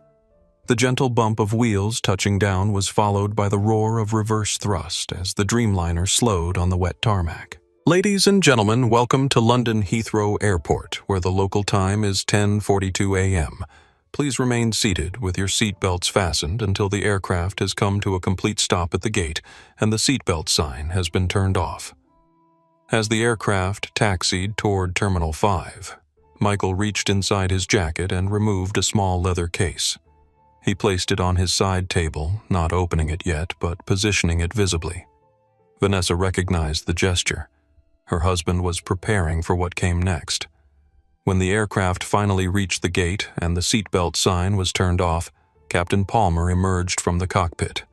He was joined by a man in a crisp suit with a Meridian Airways executive badge, clearly the promised station manager who had boarded immediately upon arrival. "Ladies and gentlemen," the captain addressed the first-class cabin due to a customer service incident during our flight. "We will be briefly delaying disembarkation from the first-class cabin. Our London station manager, Mr. Robert Collins, is here to address the situation. We apologize for any inconvenience and thank you for your patience." Victoria had been summoned from the crew rest area and now stood rigidly beside Luis and Daniela, her expression a mixture of defiance and apprehension. Robert Collins stepped forward. "Good morning. I understand there were some service issues during this flight that require immediate attention. Could the affected passengers please identify themselves?" Michael stood his full height and composed demeanor commanding the space without aggression. "My wife and I experienced discriminatory treatment throughout this flight," he said calmly. Collins nodded, his expression professionally concerned. "I apologize for your experience, sir. If you would be willing to provide details, we can address this immediately and ensure appropriate compensation for your inconvenience." Victoria interjected, unable to contain herself. "Mr. Collins, this is being blown completely out of proportion. There was a minor service discrepancy and an accidental beverage spill, nothing more." Collins glanced at Victoria with a warning look before turning back to Michael. "Sir, if you could describe what occurred?" "Before I do," Michael interrupted gently, "I should identify myself properly." He opened the leather case on his table, revealing a gleaming gold badge and official identification card.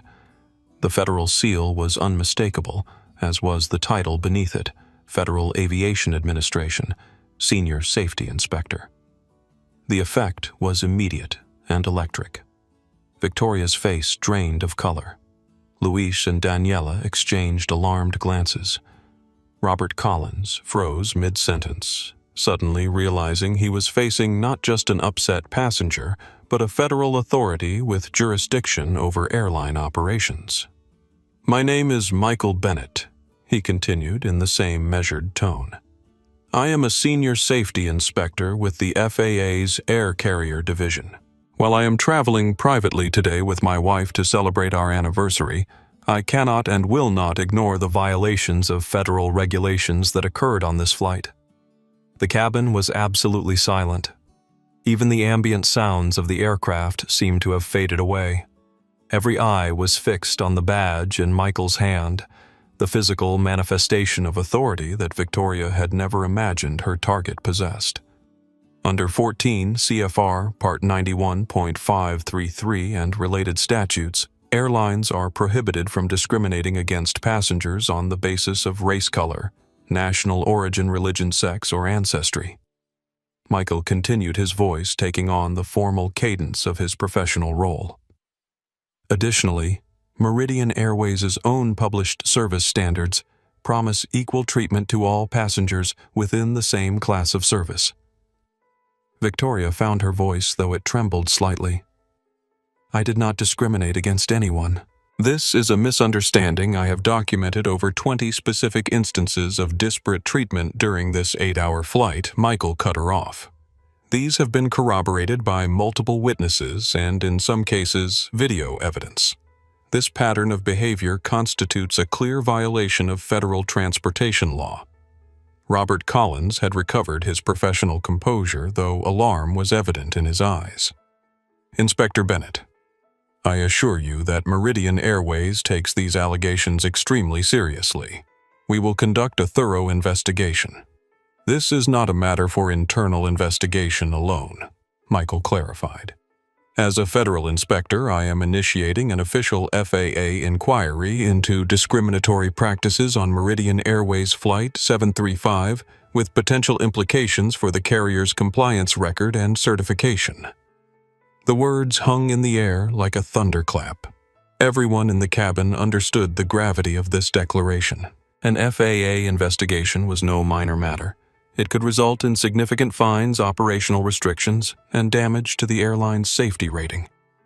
In addition, Michael continued, "I am requesting a full audit of passenger complaint records for the past 3 years, specifically reviewing incidents involving minority passengers in premium cabins." Victoria's composure finally broke. "This is absurd. You cannot do this based on one perceived slight. You are abusing your authority because your feelings were hurt over champagne service." Captain Palmer stepped forward. "That is enough, Victoria. You are making this worse." Michael remained calm, his badge still visible in his hand. "Ms. Newman, this is not about hurt feelings. This is about a pattern of behavior that violates federal law and creates a hostile environment for passengers. Every air carrier operating in U.S. airspace is required to provide non-discriminatory service. That is not a preference or a courtesy. It is a legal obligation." James Whitfield, who had been watching the scene unfold with growing discomfort, attempted one last intervention. "Surely this can be resolved without a federal case. Perhaps some compensation, an apology." "Mr. Whitfield," Vanessa interjected. "This is not about compensation. It is about ensuring that the next black couple who boards this airline does not experience what we did. It is about accountability." Alexandra Williams had been quietly documenting the entire exchange. "I have to say," she added, "as someone who reviews premium cabins professionally, I have never witnessed such blatant service discrimination, and I have never seen a more appropriate response." Robert Collins, recognizing the severity of the situation, addressed Michael directly. "Inspector Bennett, on behalf of Meridian Airways, I extend our deepest apologies for your experience. I assure you that this does not reflect our company values or training. We will cooperate fully with any FAA investigation and take immediate corrective action." Michael nodded acknowledgement, but remained focused on Victoria, who now stood pale and rigid, the full implications of her actions finally dawning on her. "Ms. Newman," he said, his tone neither angry nor triumphant, but matter-of-fact. "When you looked at my wife and me, you saw people who did not belong in first class. You never considered that you might be serving a federal official with direct oversight of your industry. That error in judgment will have consequences, not just for you, but for an airline culture that allowed your behavior to go unchecked for what I suspect has been many years." Victoria remained silent, her career flashing before her eyes. Michael turned to the other passengers in the cabin. "I apologize to everyone for this delay. This was not how my wife and I intended to celebrate our anniversary, but sometimes addressing injustice takes precedence over personal comfort." As he returned his badge to his inner pocket, the first-class cabin erupted into spontaneous applause, led by the Hoffmans, joined by Alexandra Williams and Thomas Jenkins, and finally, reluctantly, even James Whitfield. It was not applause for authority or retribution, but for dignity maintained in the face of discrimination, for the quiet power of knowledge over ignorance, of justice over prejudice.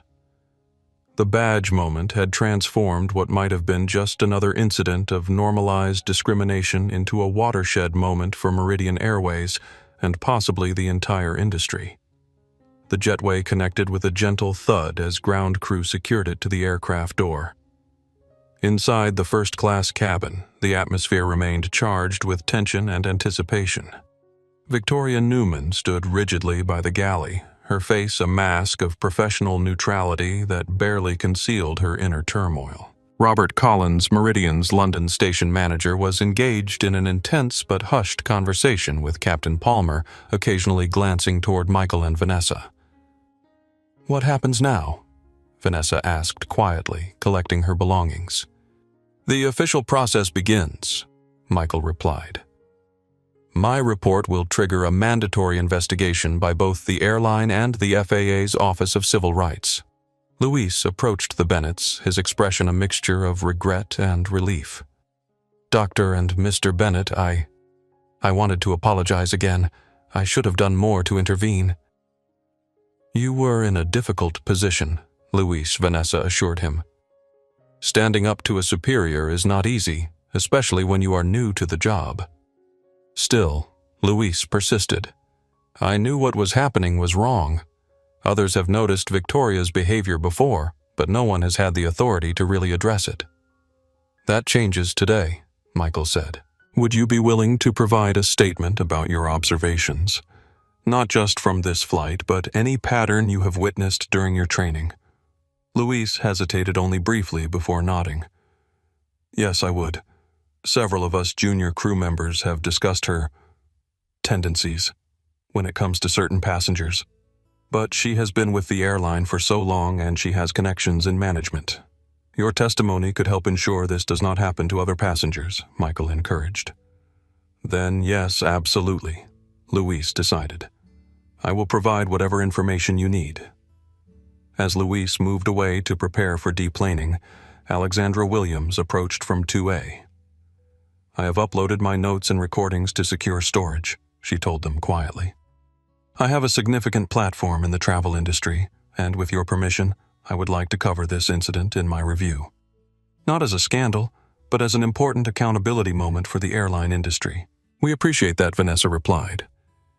"This is not about punishing one flight attendant. It is about addressing a culture that enables discrimination." "Exactly," Alexandra agreed. "I have documented similar incidents on other airlines, though rarely this blatant. The industry needs this spotlight." Thomas Jenkins joined their conversation, extending his business card to Michael. "Inspector Bennett, I would like to add my observations to your report. As a frequent Meridian passenger, I have noticed inconsistencies in how different passengers are treated. I simply did not have the framework to address it formally until today." Michael accepted the card with a nod of appreciation. "Thank you, Mr. Jenkins. Your perspective as a Diamond member will be valuable." Across the aisle, Elizabeth Hoffman leaned toward Vanessa. "Dr. Bennett, I feel I must apologize for benefiting from the preferential treatment that came at your expense. We had no idea what was happening." "You have nothing to apologize for, Mrs. Hoffman," Vanessa assured her. "You were not responsible for Victoria's actions." Still, Richard Hoffman added, "We have flown first class for years and always assumed everyone received the same level of service. It has been eye-opening to witness the disparity firsthand." Their conversation was interrupted by Robert Collins, who approached with a professional smile that did not quite mask his concern. "Inspector and Dr. Bennett, we have arranged for you to deplane first. A representative from our VIP services will escort you to the arrival lounge where we can discuss this matter more privately. Your luggage will be expedited through customs."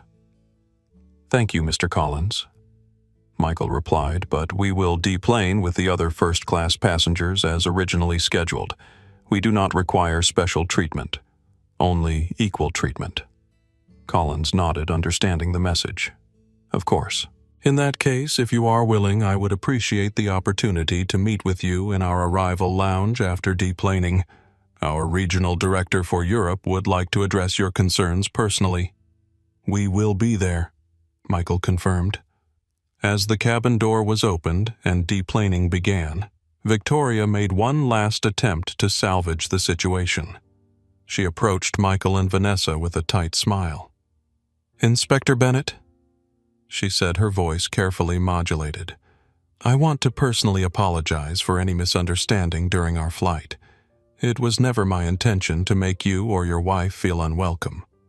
The apology was clearly performative, designed for the listening ears of management rather than genuine remorse. Michael regarded her with the same calm assessment he brought to aircraft inspections. "Ms. Newman, what occurred on this flight was not a misunderstanding. It was a documented pattern of discriminatory behavior that violated both federal regulations and your employer's policies. The appropriate forum for addressing this is through official channels, not a rushed apology on deplaning." Victoria's facade cracked slightly, her tone taking on an edge of desperation. "You are going to ruin my career over perceived slights. Is that really necessary? 22 years of service thrown away because you felt your champagne was not poured properly." Vanessa stepped forward, meeting Victoria's gaze directly. "Ms. Newman, this was never about champagne. It was about dignity. And your response, even now, characterizing discriminatory treatment as perceived slights, demonstrates that you still do not understand the severity of your actions." "I understand that you are using your husband's position to punish me," Victoria retorted, abandoning pretense. Michael's expression remained unchanged. "My report will contain only factual observations corroborated by multiple witnesses. Any consequences will result from your actions, not our response to them." As the first-class passengers began to move toward the exit, James Whitfield made one final comment loud enough for others to hear. "This whole situation has been blown completely out of proportion. In my day, people knew how to handle minor service issues without turning them into federal cases. To everyone's surprise, it was Richard Hoffman who responded. In your day, James, certain passengers were expected to accept substandard treatment without complaint. Times change, thankfully." Whitfield fell silent, unprepared for rebuke from someone he considered a peer. As Michael and Vanessa collected their carry-on bags and moved toward the exit, Luis approached one last time, offering his business card. "My contact information," he explained, "for your report. And thank you for standing up. It matters more than you know." Deplaning proceeded in an atmosphere of subdued tension. As passengers entered the terminal, Victoria remained behind in the aircraft, engaged in what appeared to be an increasingly uncomfortable conversation with Captain Palmer and another crew member who had boarded, likely a chief purser or union representative. In the jetway, Alexandra Williams fell into step beside the Bennetts. The story is already breaking on social media, she informed them quietly. One of the passengers in business class overheard part of what happened and posted about it. Meridian discrimination is trending. That was fast, Vanessa observed. Stories like this resonate because they are so familiar to so many travelers, Alexandra explained. The only difference is that most passengers do not have the authority to trigger actual accountability. As they entered Terminal 5's arrivals area, they were met by a Meridian Airways representative holding a tablet with their names displayed. The representative, a young black woman in a corporate uniform, approached with professional courtesy. Dr. and Inspector Bennett. I am Amara Jackson, Customer Experience Manager for Meridian's London operations. Our team is prepared to meet with you whenever you are ready. We have arranged a private room in our arrival lounge, and our European Regional Director Caroline Phillips is on her way from our offices. Thank you, Ms. Jackson, Michael replied. We will join you shortly. We would like a moment first. As the representative stepped away, Vanessa turned to Michael. Well, they are certainly taking this seriously now. They understand the stakes, Michael said. An official FAA investigation could impact their routes, result in significant fines, and damage their reputation. They will do everything possible to demonstrate responsive action. Will it make a difference? Vanessa asked. Beyond this one incident, I mean. Michael considered the question. That depends on how deep the problem goes. If Victoria's behavior is an isolated case, perhaps, but if it reflects broader cultural issues within the airline, then more comprehensive measures will be needed. Vanessa finished his thought. They watched as other first-class passengers emerged from the jetway. The Hoffmans nodded respectfully as they passed. Thomas Jenkins gave a supportive thumbs up. James Whitfield hurried past without making eye contact. Alexandra Williams approached one last time. I am heading to my connection, but I wanted to leave you with this. She handed Vanessa a business card. My contact information. I would be interested in following the resolution of this situation for a more in-depth piece on accountability in the airline industry if you are open to it. We will consider it, Vanessa promised, tucking the card into her bag. As Alexandra departed, Michael and Vanessa found themselves momentarily alone, standing in the bustling terminal that marked the beginning of their long-awaited anniversary trip. Not exactly how we planned to start our celebration, Vanessa observed with a rueful smile. Michael took her hand, his touch gentle but reassuring. No, but perhaps necessary nonetheless. You know what you always say about surgical complications? Vanessa nodded. Sometimes the most important surgery is the one you did not plan for. Exactly. This was not on our itinerary, but it matters. It matters for every passenger who does not have an FAA badge to protect them. Vanessa leaned against him briefly, drawing strength from his steady presence. I know, and I am proud of how you handled it. I hope we can still salvage our anniversary, that this does not overshadow the next 2 weeks. Michael smiled, squeezing her hand. Trust me, once we have addressed this properly, we are going to have the celebration we planned. This is just a detour, not our destination. Together they walked toward the Meridian Airways lounge, where airline executives were frantically assembling to address the situation.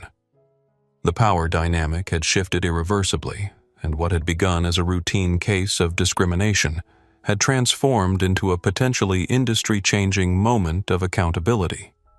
In Victoria Newman's 22 years of service, she had likely engaged in similar behavior countless times without consequence.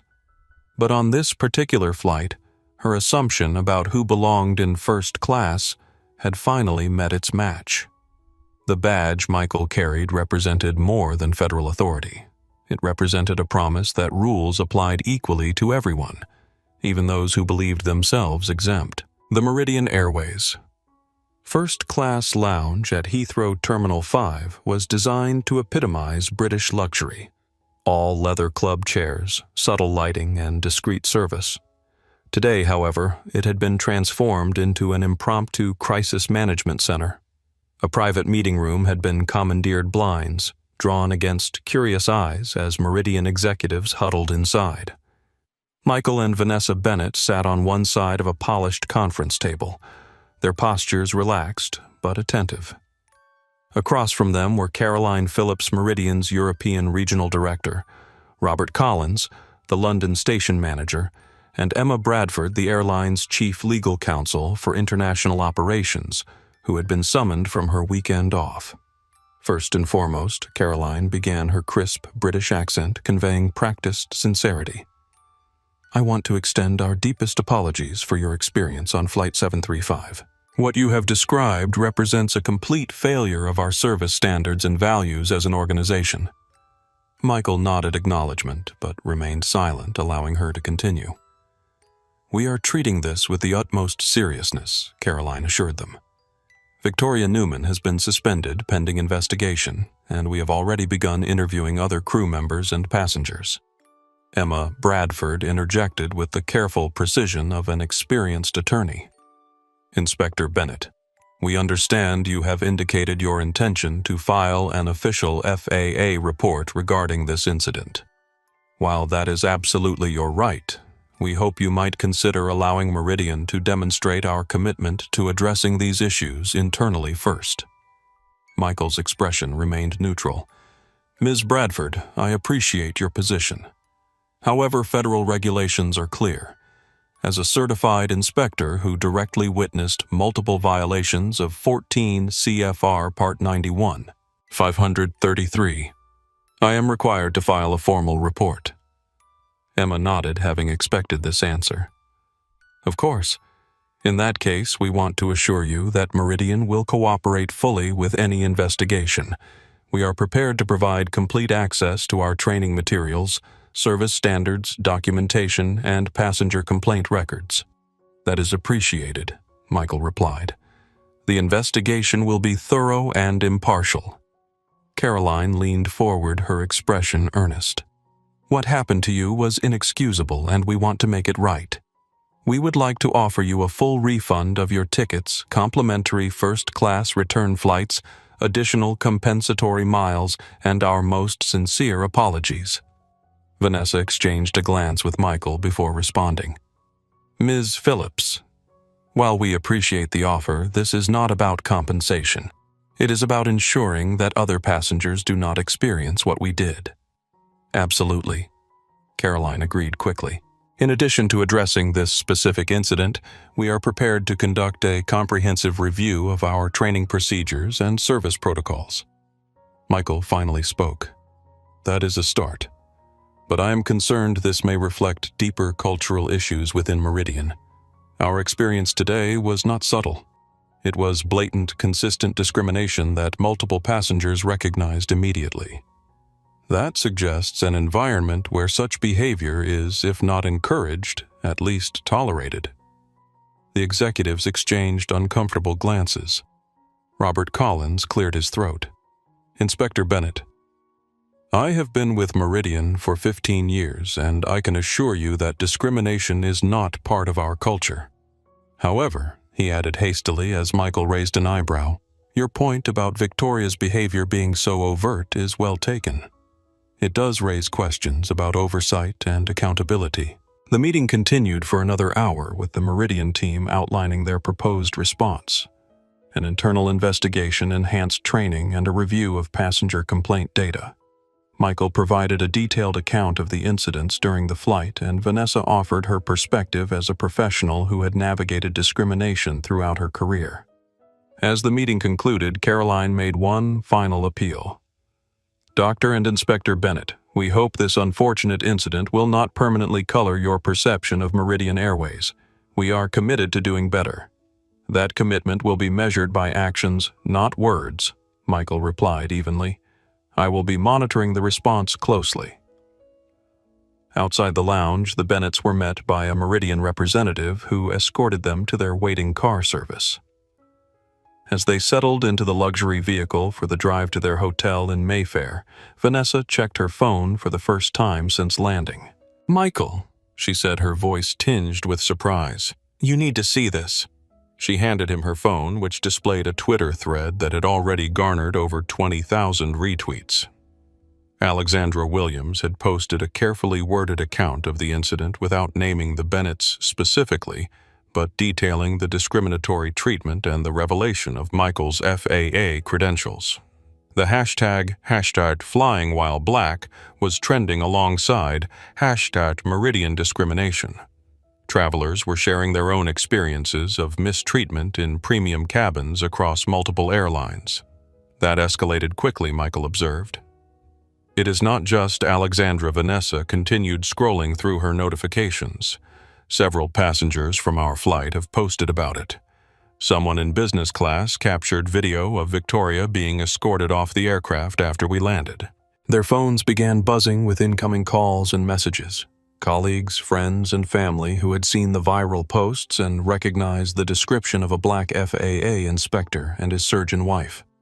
"We should probably address this," Vanessa suggested, "before the narrative spins out of control."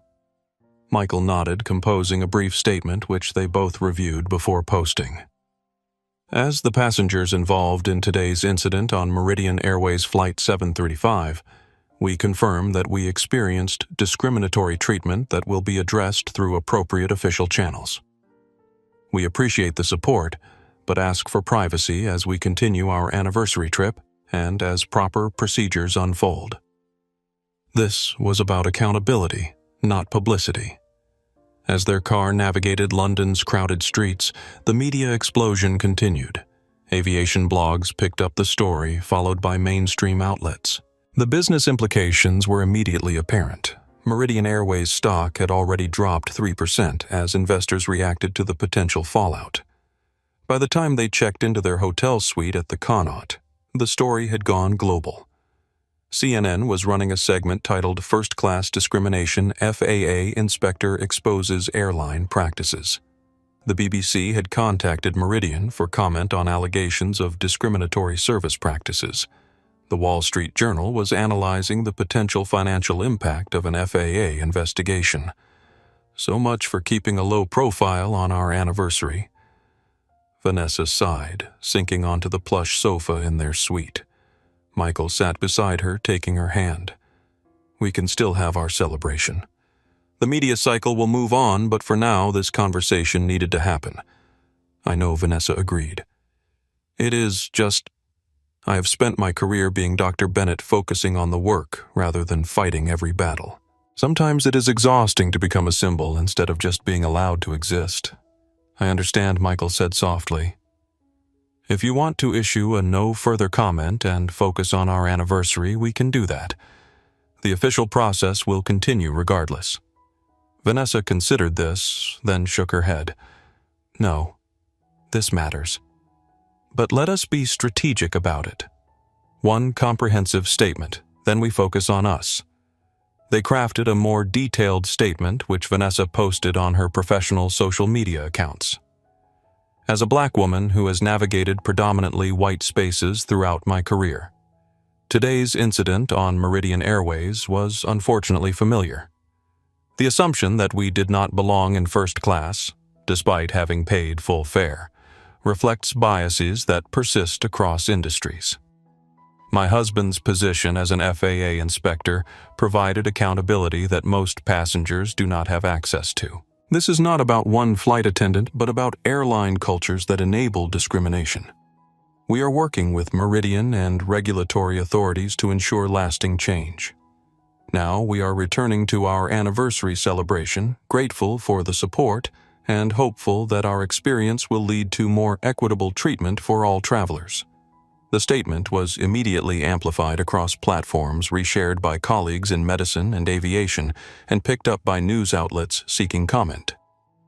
By evening, it had been viewed over 1 million times.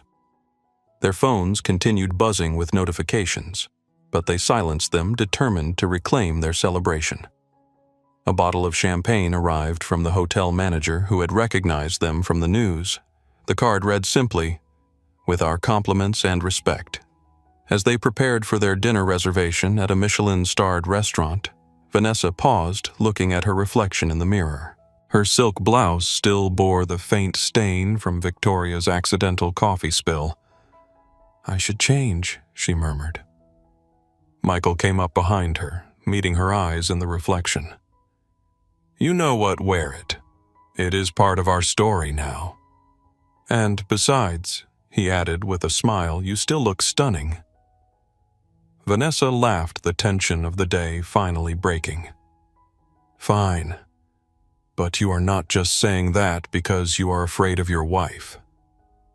The scary heart surgeon, are you?" "Terrified," Michael confirmed with a grin, almost as scared as Victoria was when she saw my badge. They shared a moment of laughter, reclaiming joy from a day that had begun with discrimination and evolved into something more profound, a potential catalyst for change. As they left their hotel, they were unaware that across the Atlantic, Meridian Airways corporate headquarters in Atlanta had declared an all-hands emergency, with executives being called back from weekend plans for crisis management. Victoria Newman had been placed on administrative leave, her personnel file pulled for review. The company's entire diversity and inclusion program was being scrutinized in preparation for the inevitable FAA investigation. What had started as microaggressions against two first-class passengers had escalated into a full-blown corporate crisis with regulatory implications. For Michael and Vanessa Bennett, it was a detour on their anniversary journey. For Meridian Airways, it was the beginning of a reckoning. In the gleaming glass headquarters of Meridian Airways in Atlanta, the Sunday morning calm had been shattered by emergency notifications pinging on executives' phones. The company's crisis management protocol had been activated at the highest level, code red. The executive conference room on the 27th floor, normally reserved for quarterly board meetings, was now command central for what insiders were already calling the Bennett incident. Digital displays showed real-time social media metrics, stock price fluctuations, and breaking news coverage. The hashtag Meridian Discrimination had generated over 200,000 posts in less than 24 hours. CEO Jonathan Blake, a silver-haired veteran of the airline industry, surveyed the room with barely contained fury. At 59, Blake had navigated fuel crises, terrorist threats, and global pandemics. But this, a discrimination incident involving a federal inspector with regulatory authority, represented a unique threat. Someone explained to me, he began his voice dangerously quiet, how a single flight attendant's actions have managed to wipe $325 million from our market cap in one day. Melissa Cortez, Chief Marketing Officer, gestured to one of the screens. The timing could not be worse. We just launched our premium experience for all campaign last month. The contrast between our advertising and this incident is problematic. Problematic, Blake echoed incredulously. Our stock is down 7% and still falling. The FAA has officially notified us of a pending investigation. We have received inquiries from 3 congressional committees. Problematic does not begin to cover it. David Whitaker, Chief Legal Officer, consulted his tablet before speaking. We have completed our preliminary review of Victoria Newman's personnel file. There were warning signs we should have caught. Blake's eyes narrowed. What kind of warning signs? 3 passenger complaints in the past 2 years, specifically alleging racial bias in service. All were handled at the station level as standard customer service issues with compensatory miles offered. None were escalated to HR or senior management. Jesus Christ, Blake muttered. And her performance reviews consistently positive from her direct supervisors, Whitaker replied. Described as maintaining high standards and upholding the premium cabin experience. The implications hung in the air. Those high standards may have been code for discriminatory practices that had been tacitly approved. What about the rest of the crew? Blake asked.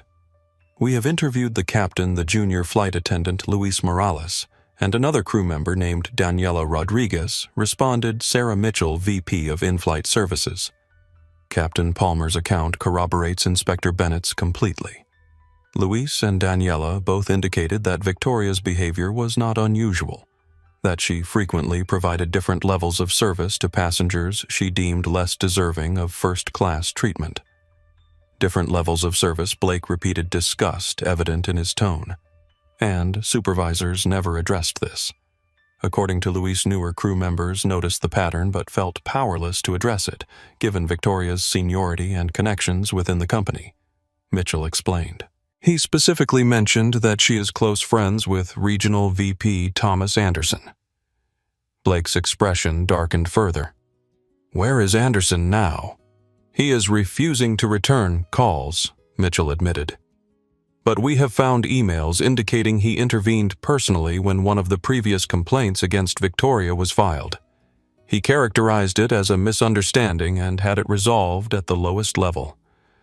"Find him," Blake ordered, "and prepare termination paperwork for both him and Newman. This goes beyond one flight attendant.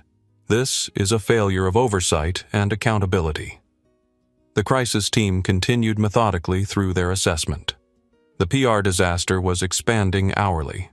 Travel bloggers were combing through years of reviews identifying patterns of discriminatory service across multiple airlines, but highlighting Meridian in particular. Former employees were coming forward with allegations of an entrenched culture that catered to wealthy white passengers while treating others with suspicion. "Our diversity and inclusion training is inadequate," admitted Frank Patterson, Chief Human Resources Officer, projecting a document onto the main screen. The current module is a 22-minute video last updated in 2014 with a 5-question multiple-choice quiz. Completion is required during initial training but not reinforced during recurrent training. "Replace it," Blake ordered. "Immediately. I want a comprehensive interactive program developed with outside experts. Make it mandatory for every employee starting with senior leadership." As the meeting progressed, the damage assessment grew increasingly dire. Beyond the immediate PR crisis and pending FAA investigation, Meridian faced potential class action lawsuits from passengers who believed they had experienced similar discrimination. Several corporate clients had already contacted their account managers, expressing concern about continuing their travel contracts with an airline under investigation for discriminatory practices. "What do we know about the Bennetts?" Blake asked, turning to the intelligence gathered on the passengers at the center of the storm. Dr. Vanessa Bennett is a cardiothoracic surgeon at Johns Hopkins with an impressive publication record and several pioneering surgical techniques to her credit, reported Whitaker. Inspector Michael Bennett has been with the FAA for 20 years, currently serving as a senior safety inspector in the air carrier division. His record is impeccable, with a reputation for thorough but fair investigations. "Not exactly the couple you want to discriminate against," Blake observed dryly. "They have issued public statements but are declining further comment while continuing their anniversary trip in London," Melissa Cortez added. "Their approach has been measured and professional, which is actually amplifying their credibility in the public sphere." "And what about the travel blogger who documented everything Blake asked?" "Alexandra Williams, over 500,000 followers across platforms specializing in premium cabin reviews," Cortez replied.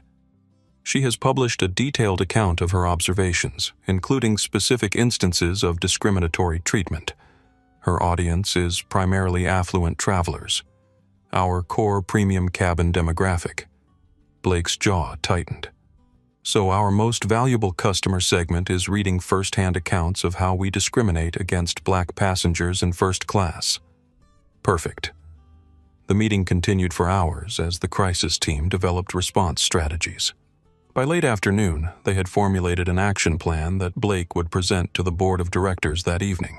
It included immediate termination of Victoria Newman and any supervisors who had enabled or covered up discriminatory behavior, a comprehensive external audit of service standards, training practices, and complaint handling procedures, development of a new mandatory diversity and inclusion training program for all 22,000 Meridian employees, appointment of a chief inclusion officer reporting directly to the CEO, implementation of anonymous reporting systems for both passengers and employees to flag discriminatory treatment, a public apology, and commitment to transparent reform. The estimated cost of these measures, excluding potential FAA fines, lawsuit settlements, and lost revenue from damaged reputation, exceeded $40 million.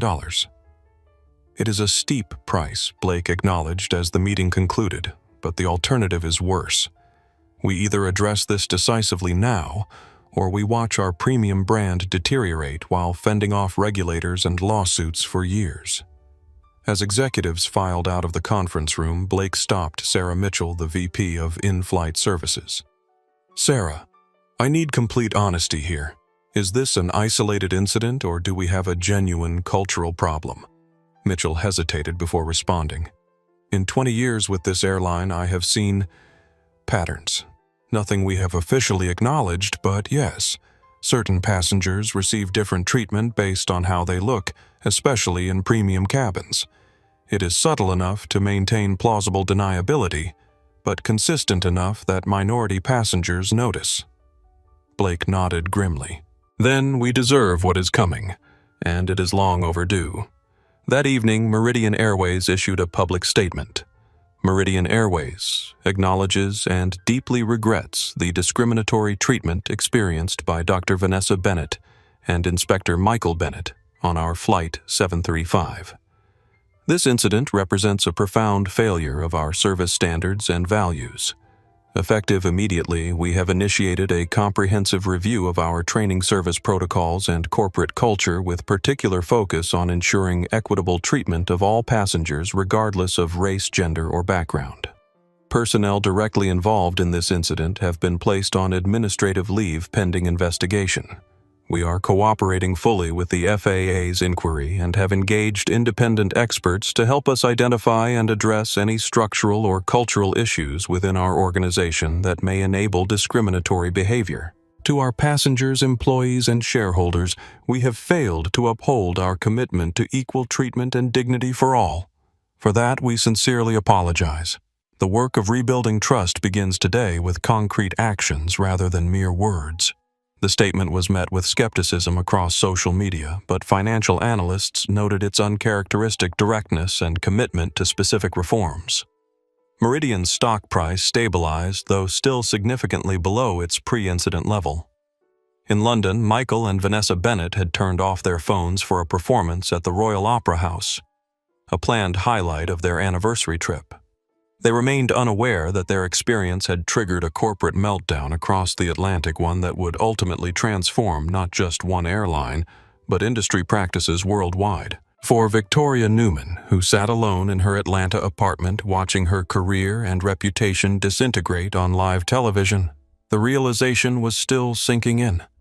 The black couple she had deemed unworthy of first-class service had just changed the trajectory of an entire corporation.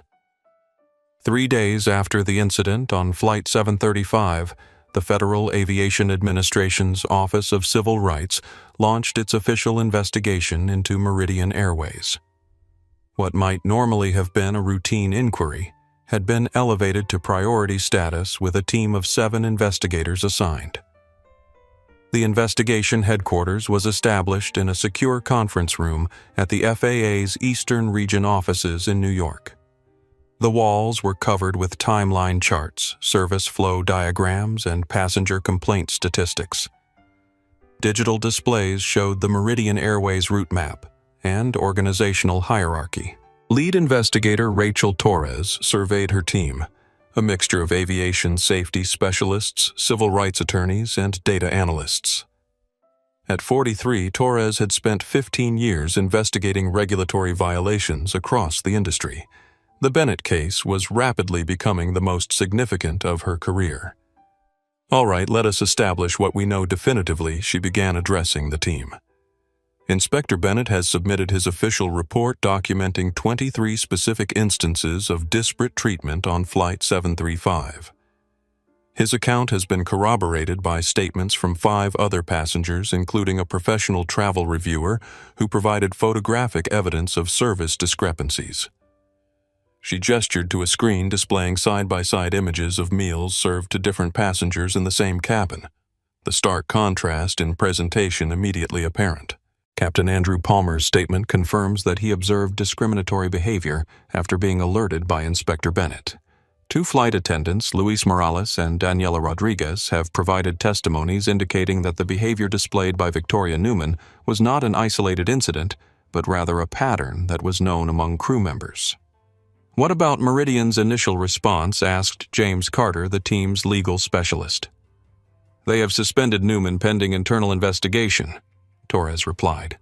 They have also placed Regional VP Thomas Anderson on administrative leave after evidence emerged that he had previously intervened to downplay complaints against Newman. CEO Jonathan Blake has issued a public statement acknowledging the incident and pledging cooperation with our investigation. Torres moved to the next screen, displaying a statistical analysis. Now this is where it gets interesting. We have obtained Meridian's passenger complaint records for the past 3 years. Our data team has identified a statistical anomaly. Complaints alleging discriminatory treatment in premium cabins are 340% more common for Meridian than the industry average. The room fell silent as the investigators absorbed this information. That is not just a bad apple, observed Maria Gonzalez, civil rights specialist. That suggests a permissive culture at minimum, possibly an encouraged practice. Exactly, Torres agreed. And when we cross-reference the complaints by cabin crew involved, Newman's name appears in 27 separate incidents, only 3 of which were formally documented as potential discrimination. The others were classified as service quality issues and resolved with compensatory miles. What about their training programs? Asked Carter. Torres clicked to another screen.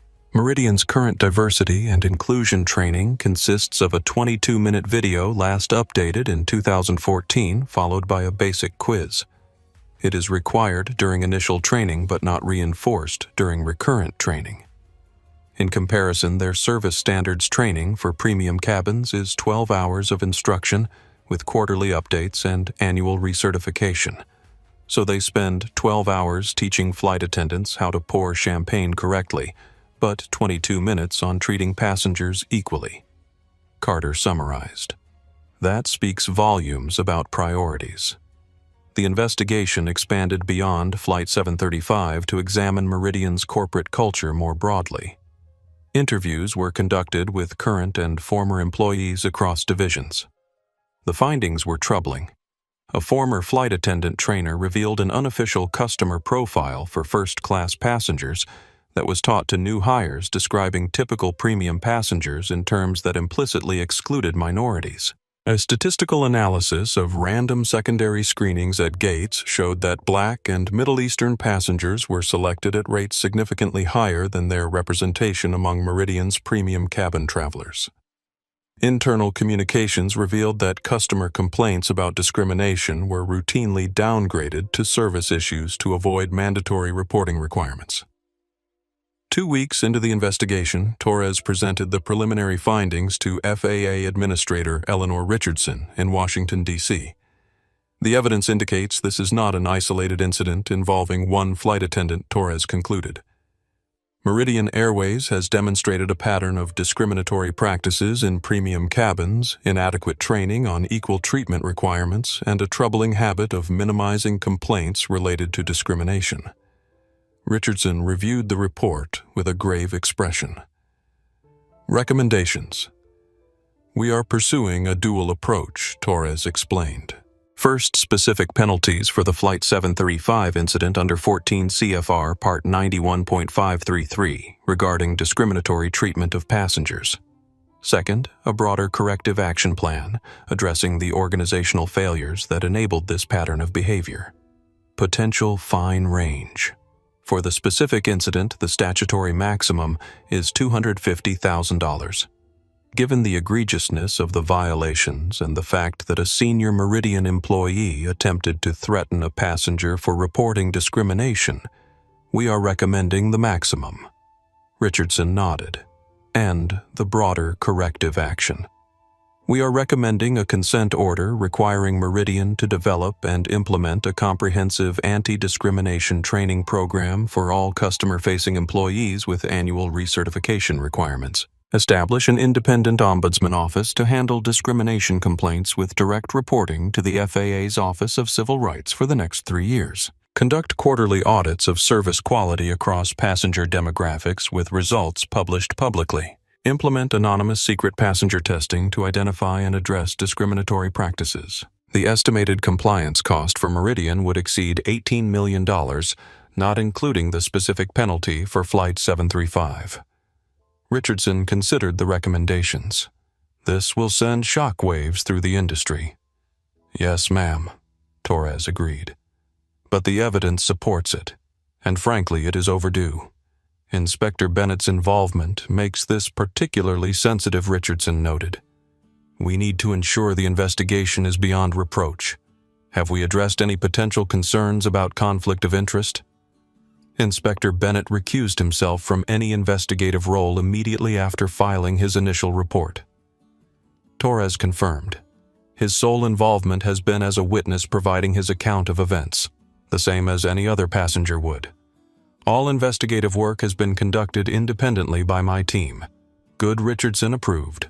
Proceed with the recommendations. I want this handled by the book, every I dotted and T crossed. The airlines will fight this, and I want our case to be ironclad.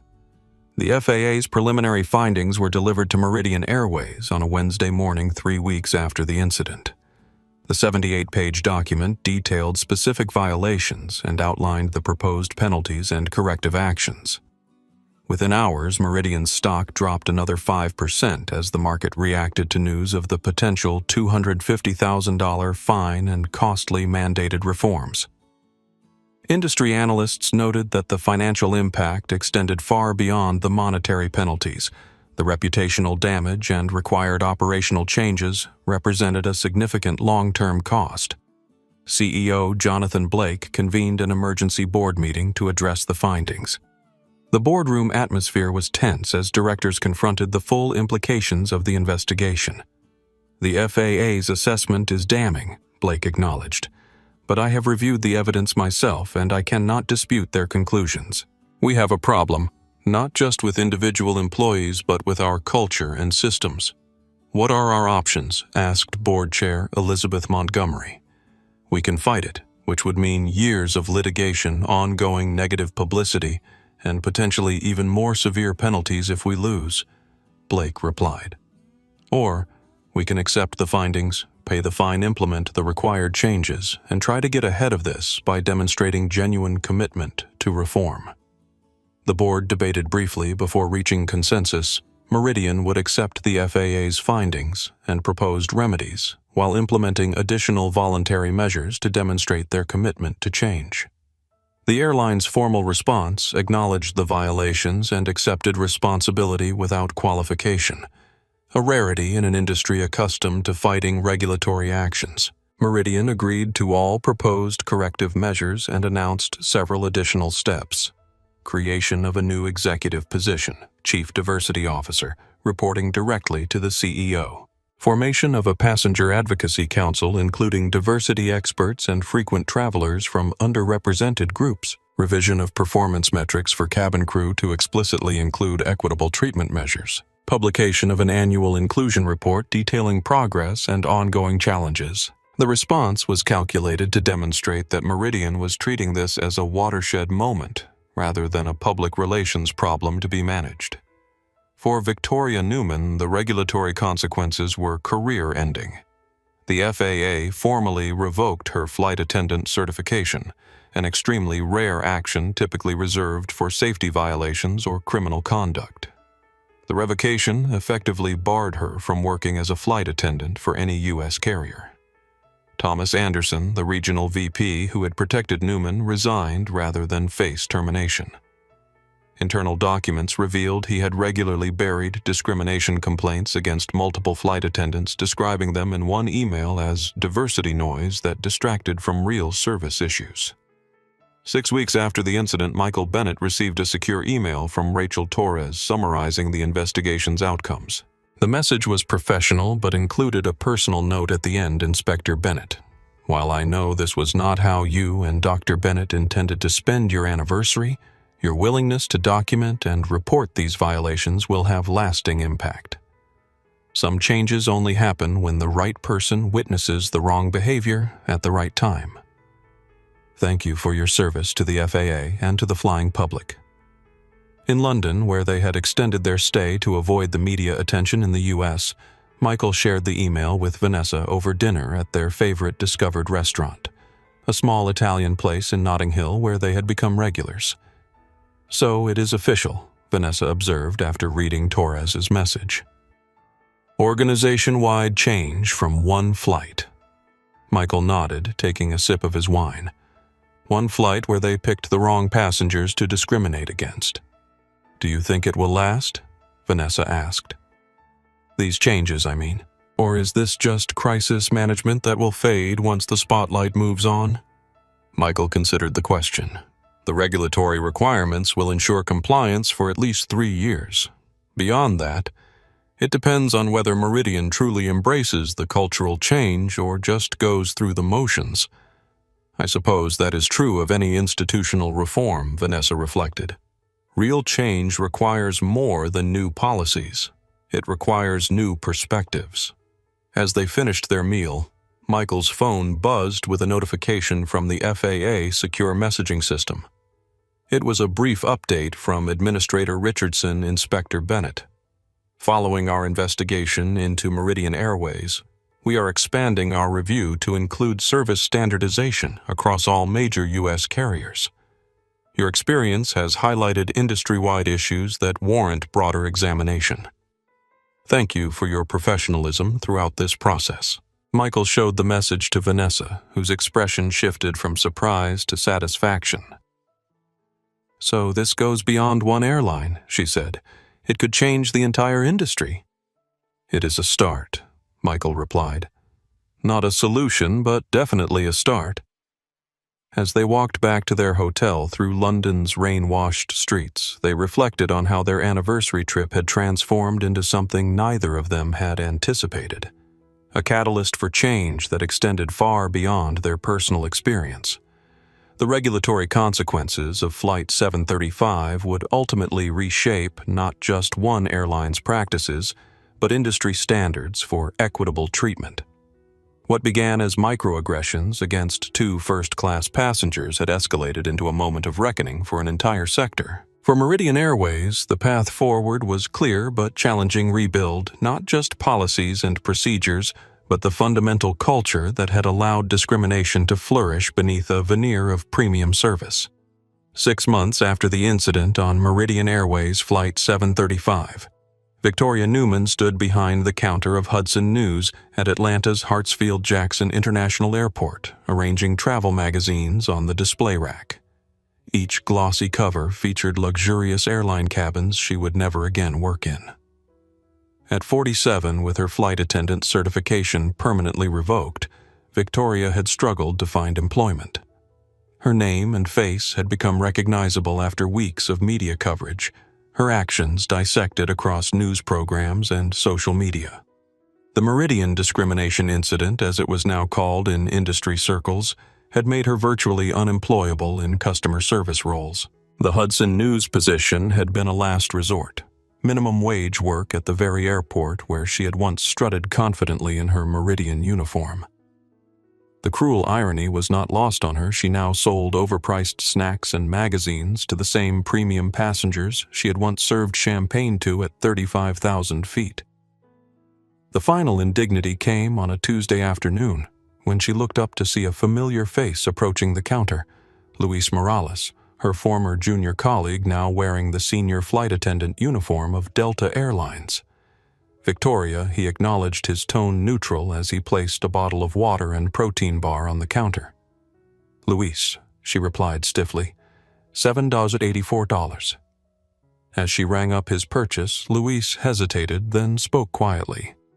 "I wanted to hate you, after everything that happened, but mostly I just feel sad." Victoria's hand stilled on the register. Sad. "For me, do not waste your pity. I am fine. Not for you," Luis clarified. "For all the passengers you mistreated over the years. For the junior crew members who learned the wrong lessons watching you. For an industry that allowed your behavior for so long." Victoria's face flushed. "You have no idea what this industry was like when I started. Standards meant something. Not everyone belonged in premium cabins." Luis shook his head sadly. "That is exactly the attitude that got us here. By the way, I just completed Delta's new equity and service training. Your name comes up in the case studies as the example of what not to do." He collected his purchase and turned to leave, then paused. "The Bennetts are doing well, in case you were wondering. Dr. Bennett just received a major medical award and Inspector Bennett has been promoted. Their story has changed airline service for the better." As Louise walked away, Victoria stood frozen, the full weight of her choices finally settling over her. Her 22-year career, her identity as a respected purser, her financial stability, all gone because she could not accept that a black couple belonged in first class. Across the country in Baltimore, Dr. Vanessa Bennett moved through the surgical wing of Johns Hopkins with her customary precision. As chief of cardiothoracic surgery, her days were filled with life-and-death decisions, complex procedures, and mentoring the next generation of surgeons. Today, however, was special. She was conducting a master class on her innovative valve replacement technique with observers from 12 countries present. The technique, which significantly reduced recovery time and improved outcomes for patients with certain heart conditions, had recently earned her the prestigious Carlton Award in Surgical Innovation. As she completed the demonstration, guiding a resident through the final sutures, applause broke out in the observation area. Vanessa acknowledged it with a modest nod, then focused on closing the patient properly.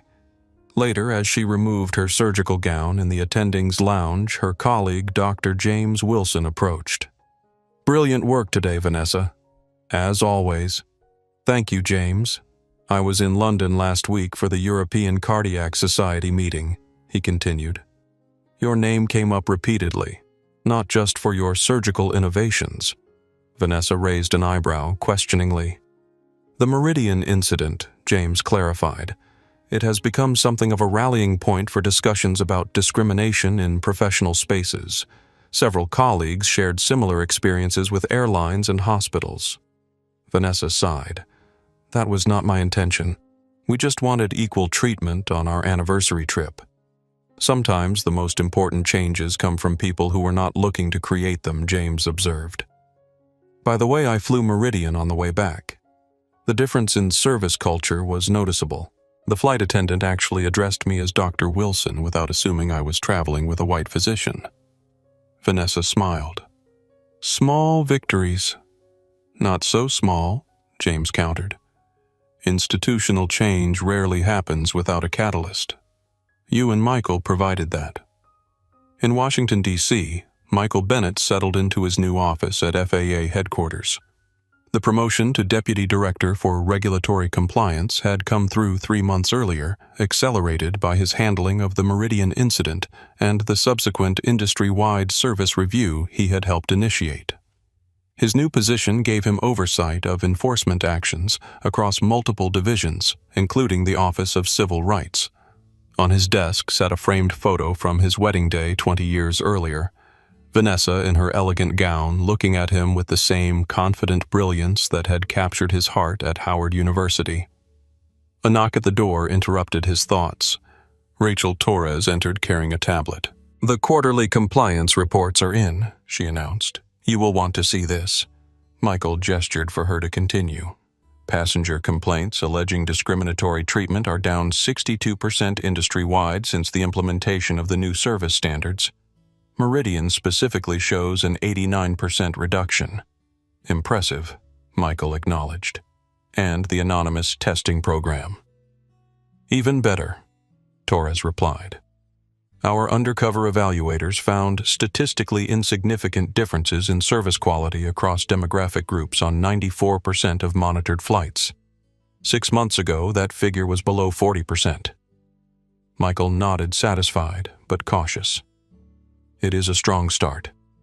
Let us see if it holds when the spotlight fades." "There is more," Torres continued. "The training program developed for Meridian has been voluntarily adopted by 6 other major carriers. It is becoming the de facto industry standard. That is the real victory," Michael observed. "When change spreads beyond the original scope of enforcement." After Torres departed, Michael opened his email to find a message from Meridian's new Chief Diversity Officer, Amara Jackson, the same representative who had met them at Heathrow 6 months earlier. Attached was Meridian's first quarterly inclusion report, showing detailed metrics on service quality hiring practices and passenger satisfaction across demographic categories. The message read, Inspector Bennett. While no corporation welcomes a regulatory action, I want to personally thank you for forcing Meridian to confront our failings. What began as a crisis has evolved into a genuine transformation. Our internal surveys show that 78% of our staff believe these changes have improved our workplace culture and service quality. The incident on Flight 735 was a painful but necessary wake-up call. If you and Dr. Bennett ever choose to fly with us again, I hope you will find an airline that has learned its lesson. Respectfully, Amara Jackson, Chief Diversity Officer, Meridian Airways. Michael forwarded the message to Vanessa with a simple note. Progress. For James Whitfield, the first-class passenger who had sided with Victoria during the incident, the personal consequences were unexpected. His dismissive comments had been captured in Alexandra Williams's viral account of the flight, leading to his identification by social media users. As a senior partner at an investment firm whose client base included numerous professional athletes and entertainment figures, the reputational damage was swift. Several high-profile clients withdrew their accounts, citing his behavior on Flight 735 as evidence of attitudes they could not support in their financial advisor. Whitfield was quietly asked to take early retirement, his partnership bought out at a reduced valuation. His firm issued a statement distancing itself from his comments and announcing a comprehensive review of its diversity practices. For Luis Morales, standing up for what was right had led to positive change. After providing testimony for the FAA investigation, he had resigned from Meridian, unwilling to remain in an environment where discrimination had been tacitly accepted. Delta Airlines had quickly hired him, impressed by his integrity during the incident. Now, as a senior flight attendant, he frequently used his experience as a teaching moment for new crew members. Always remember that you never know who your passengers are, not just their status or authority, but their humanity. Treat everyone with equal dignity, not because they might be important, but because it is right. Alexandra Williams, the travel blogger whose documentation had proven crucial to the investigation, had gained significant professional recognition. Her detailed coverage of the incident and subsequent industry changes had earned her a regular column in Travel and Leisure magazine focused on equity in travel experiences.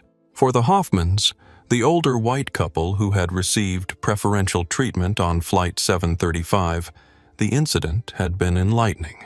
Richard Hoffman had written a thoughtful LinkedIn post about witnessing discrimination from the privileged side. As a white man who has flown first class for decades, I never questioned why I received certain treatment. The Meridian incident forced me to recognize that what I perceived as normal service was actually preferential treatment denied to others based on appearance. This recognition has changed how I view many interactions in my professional and personal life. 6 months after their interrupted anniversary trip, Michael and Vanessa Bennett finally completed the celebration they had originally planned. They returned to London, staying at the same hotel in Mayfair, attending performances at the Royal Opera House and dining at the restaurants they had discovered during their extended previous stay.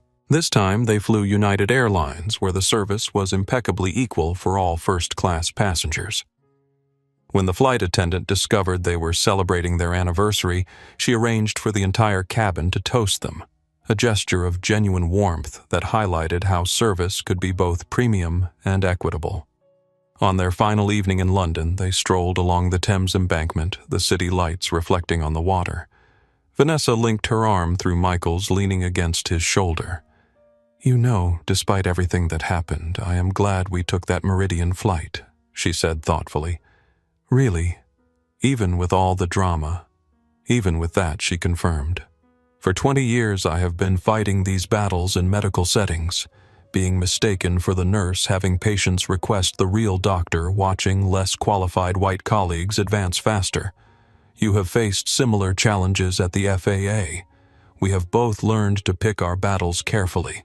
True, Michael agreed. We cannot fight every slight, but sometimes, Vanessa continued, you have to stand firm. What happened on that flight was not just about us. It was about every passenger who did not have an FAA badge to protect them, every person who accepted discriminatory treatment because they lacked the power to challenge it. Michael nodded, understanding completely. One flight, one moment of accountability led to industry-wide change. Exactly. Vanessa smiled. Our anniversary became something more meaningful than we planned, and honestly, I would not change that. As they continued their walk, they remained unaware of just how far-reaching the consequences had become. The Meridian Standards, as the new service protocols were now known across the industry, were being adopted by hotels, restaurants, and other premium service providers. What had begun as one couple's stand for dignity had evolved into a movement for equitable treatment that transcended the airline industry. For Victoria Newman, the personal consequences were profound. A 22-year career ended in disgrace. But for Michael and Vanessa Bennett, what might have been simply a ruined anniversary had instead become a catalyst for meaningful change. Their professional expertise and personal dignity, combined with the authority represented by Michael's badge, had transformed an individual incident of discrimination into a moment of industry-wide accountability. 1 year to the day after the incident on Meridian Airways Flight 735, Michael and Vanessa Bennett boarded another first-class flight. This time they were traveling to Stockholm, where Vanessa had been invited to deliver a keynote address at the International Cardiac Innovation Summit. The differences in their experience were immediately apparent. The gate agent welcomed them warmly with no questioning glances at their premium boarding passes. The cabin crew greeted all first-class passengers with identical courtesy, regardless of appearance. The service throughout the flight was impeccably equal. The same menu options offered to everyone, the same wine presentation, the same attentive care. What the Bennetts did not realize was that their names had been recognized during check-in. As they settled into their suites, the lead flight attendant discreetly informed the crew, "The Bennetts from the Meridian incident are in 2A and 2B. Make sure our service is exemplary, not because they are VIPs, but because they represent what equal treatment should look like for everyone." When they landed in Stockholm, Vanessa checked her phone to find an email from a former medical school classmate. "Just flew first class for the first time, big promotion, and kept thinking of you. The flight attendant actually addressed me as Dr. Johnson without assuming I was traveling with a white colleague. I know that should not be remarkable in 2023, but we both know it is. Thank you for standing up that day. It has made a difference for all of us." Vanessa showed the message to Michael as they waited for their luggage. "That makes it all worthwhile," she said softly. Michael nodded. One moment of accountability creating ripples of change. In the years since the incident, both of their professional lives had evolved in unexpected ways. Vanessa's groundbreaking surgical technique had gained international recognition, leading to her appointment to the World Health Organization's Surgical Innovation Advisory Board. Her profile as both a medical pioneer and an advocate for equity in professional spaces had elevated her influence beyond medicine. She had published a widely read article in the New England Journal of Medicine titled "The Paper Cuts That Bleed: Microaggressions in Professional Environments," using her experience on Flight 735 as a starting point for exploring how subtle discriminatory behaviors affect performance and advancement in high-stakes fields. Michael's promotion to Deputy Director for Regulatory Compliance at the FAA had expanded his influence throughout the aviation industry. The comprehensive review of service standards he had initiated had identified patterns of discriminatory practices across multiple carriers, resulting in industry-wide reforms. More significantly, the Bennett Protocol had been established as an FAA best practice, a standardized approach to investigating allegations of discriminatory treatment in air transportation. The protocol emphasized objective documentation, statistical analysis, and passenger testimony, creating a more rigorous framework for addressing complaints that had previously been dismissed as subjective or anecdotal. Their personal triumph, however, extended beyond professional advancement. They had transformed what could have been simply a humiliating experience into a catalyst for meaningful change. The legacy of Flight 735 lived on in ways they were still discovering. In Stockholm, Vanessa's keynote address focused on innovation in cardiac surgery, but included a powerful section on breaking barriers in elite professional spaces. As surgeons, we understand that sometimes the most important intervention is not the one we planned. Sometimes we must address an unexpected finding that, left untreated, threatens the entire procedure. The same principle applies to discrimination in professional environments. When we encounter it, whether in an operating room, a boardroom, or a first-class cabin, we have a responsibility to address it decisively, not just for ourselves, but for everyone who will come after us. The standing ovation that followed reflected not just respect for her surgical innovations, but recognition of the broader impact of her advocacy. Meanwhile, across the Atlantic, the airline industry continued to adapt to the post-Meridian landscape. The quarterly compliance reports showed sustained improvement in service equity, with discriminatory complaints remaining significantly below pre-incident levels. Meridian Airways, after its initial corporate meltdown, had emerged as an unexpected leader in inclusive service standards. Under the leadership of Amara Jackson, the airline's new Chief Diversity Officer, Meridian, had transformed its training policies and corporate culture. Their Equal Premium Experience initiative had won industry awards and, more importantly, rebuilt passenger trust across demographic groups. Luis Morales, now a senior trainer at Delta Airlines, had developed a training module titled The Power of Equal Service, which had been adopted by multiple carriers. The module used the Meridian incident as a case study in how discriminatory service could lead to devastating consequences for both individuals and organizations. Victoria Newman's story had become a cautionary tale in the industry. After her dismissal from Meridian and the permanent revocation of her flight attendant certification, she had struggled to rebuild her life. The Hudson News job had lasted only 3 months before customer recognition and ongoing hostility had forced her to resign. Eventually, Victoria had moved from Atlanta to Phoenix, seeking anonymity in a city where her face was less recognized. She found work at a call center, her experience in customer service providing at least some transferable skills. The irony was not lost on her. She now served customers without being able to see their race, forced to provide equal treatment by the very nature of the medium. James Whitfield, the passenger who had supported Victoria's discrimination, had experienced his own reckoning. After being forced into early retirement, he had undertaken what he described in a LinkedIn post as a personal journey of uncomfortable self-examination. He now volunteered with a professional mentoring program for minority business students, an effort to redress the damage his previous attitudes had caused. Alexandra Williams, the travel blogger whose documentation had proven crucial to the investigation, had parlayed her coverage of the incident into a successful book class in the cabin Race, Privilege, and Power in Premium Travel. The book examined how luxury travel spaces often reinforced social hierarchies through subtle service disparities and unwritten rules. For the aviation industry as a whole, the legacy of Flight 735 was profound.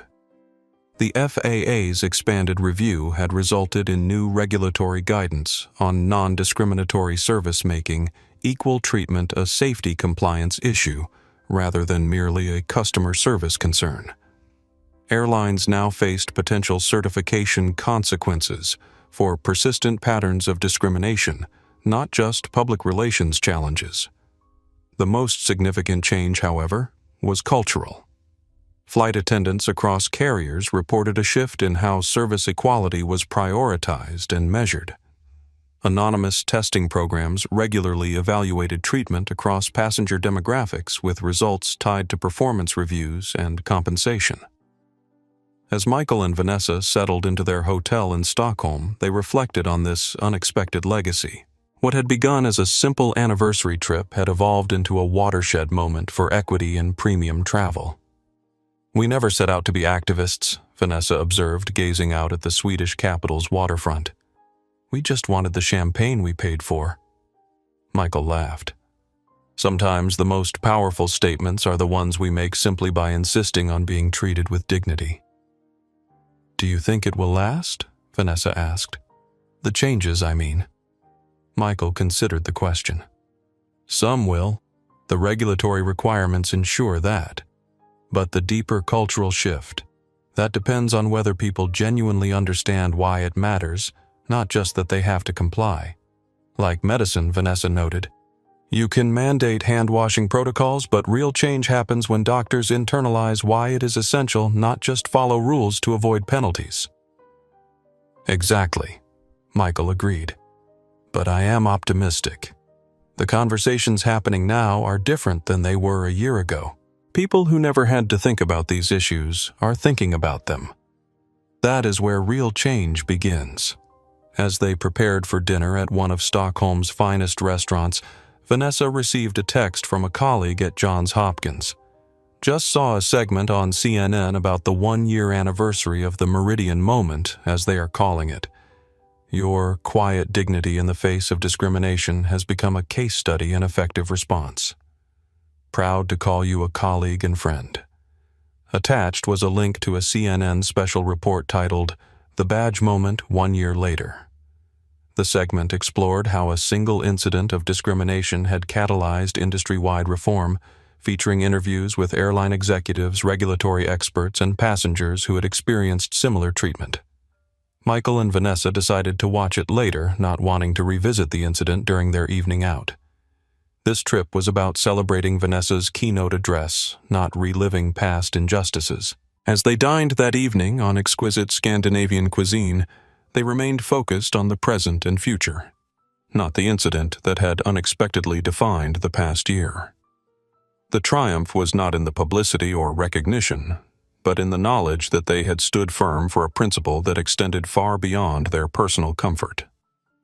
Their legacy was not just the regulatory changes or corporate reforms, but the countless invisible moments of equal treatment that passengers would now experience. The dignified service that would become so normal that its absence rather than its presence would be remarkable. For Michael and Vanessa Bennett, that was the true personal triumph. Not that they had brought an airline to its knees, but that they had helped create a world where the next couple who did not look like they belonged in first class would never have to prove that they did. 3 years after Meridian Airways Flight 735, Michael Bennett stood before a packed auditorium at the Global Aviation Summit in Singapore. As the newly appointed director of the FAA's Office of Equal Access and Compliance, he had been invited to deliver the conference's closing address. The audience represented every facet of the aviation industry: airline executives, safety officials, industry analysts, and regulatory experts from around the world. They had gathered to discuss the future of air travel, but Michael's presentation focused on something more fundamental: dignity in transportation. 3 years ago, he began his voice steady and measured. "My wife and I boarded a flight to celebrate our 20th anniversary. We had purchased first-class tickets 11 months in advance. We were professional courteous and expected nothing more than the service promised when we paid for those seats."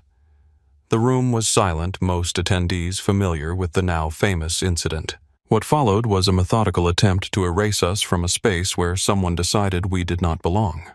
Not because of our behavior, but because of assumptions made about who deserves premium service and who does not. Michael paused, surveying the room. "I could have shown my FAA credentials immediately. I could have identified myself from the start. But that would have missed the point entirely. No passenger should need federal authority to be treated with basic dignity." He advanced to the next slide, displaying a graph of discrimination complaints across major carriers before and after the implementation of the industry-wide reforms. "The changes we have witnessed over the past 3 years are encouraging. Formal complaints alleging discriminatory treatment have declined by 76% industry-wide. Anonymous testing shows statistically negligible differences in service quality across passenger demographics. He clicked to another slide showing training hours dedicated to service equity across carriers. What was once an afterthought, a 20-minute video in new hire orientation, has become a core component of aviation training. Flight attendants now spend as much time learning about equitable service as they do learning about wine pairings and meal presentation. The statistics told a compelling story of industry transformation, but Michael knew numbers alone could not capture the human impact. These improvements matter not just because they comply with regulations, but because they restore dignity to the travel experience for millions of passengers who previously accepted subtle discrimination as an inevitable cost of mobility. He shared anonymous testimonials from passengers who had experienced the industry before and after the reforms. A Black executive who no longer had to wear company logo clothing to be treated appropriately in premium cabins. An Indian American physician who was now addressed as doctor. Without clarification, a Middle Eastern family who no longer faced random secondary screenings on every journey. The true measure of our progress is not found in compliance reports or corporate statements, Michael continued. It is found in these everyday experiences where passengers can focus on their journey rather than defending their right to be in certain spaces. As he neared the conclusion of his address, Michael shifted from statistics to personal reflection. When I showed my FAA badge on that flight 3 years ago, I was not just identifying myself as a federal inspector. I was demonstrating a fundamental truth that extends beyond aviation knowledge is power and dignity is non-negotiable. That moment, what some have called the badge moment, has been characterized as an exercise of authority. But its true significance lay in exposing the consequences of assumptions. The flight attendant who decided my wife and I did not belong in first class never considered that I might have regulatory authority over her industry. She saw our skin color and made judgments that ultimately cost her career and transformed her airline. Michael's expression remained thoughtful rather than triumphant. The lesson is not that discriminating against the wrong person carries consequences. The lesson is that there is no right person to discriminate against. Every passenger deserves equal treatment regardless of appearance, accent, or attire. He advanced to his final slide. A simple photograph of a first-class cabin where passengers of diverse backgrounds were receiving identical service, their humanity acknowledged equally regardless of appearance. "This is our destination," Michael said simply. A transportation system where dignity is not determined by demographics, where service standards apply equally to everyone who purchases a ticket, where belonging is not questioned based on appearance. The journey to this destination is not complete. Old habits and unconscious biases do not disappear overnight. But 3 years after that flight, I can stand before you and report meaningful progress. Not because regulations demanded it, but because enough people throughout the industry recognized that equal treatment is not just legally required, it is morally necessary. As Michael concluded his address, the audience rose in unanimous applause, not just acknowledging his presentation, but recognizing the industry's collective journey toward greater equity. If this story resonated with you, if you've ever been made to feel like you didn't belong somewhere you had every right to be, I want to hear from you. Share your experience in the comments below. The power of standing up with dignity against discrimination extends far beyond one flight or one industry. It's about creating a world where everyone is treated with the respect they deserve, regardless of appearance. Please hit that like button to help spread this message. Subscribe to our channel for more stories of transformation and justice, and share this video with someone who needs to hear that they're not alone in their experiences. Because when we speak up together, real change happens.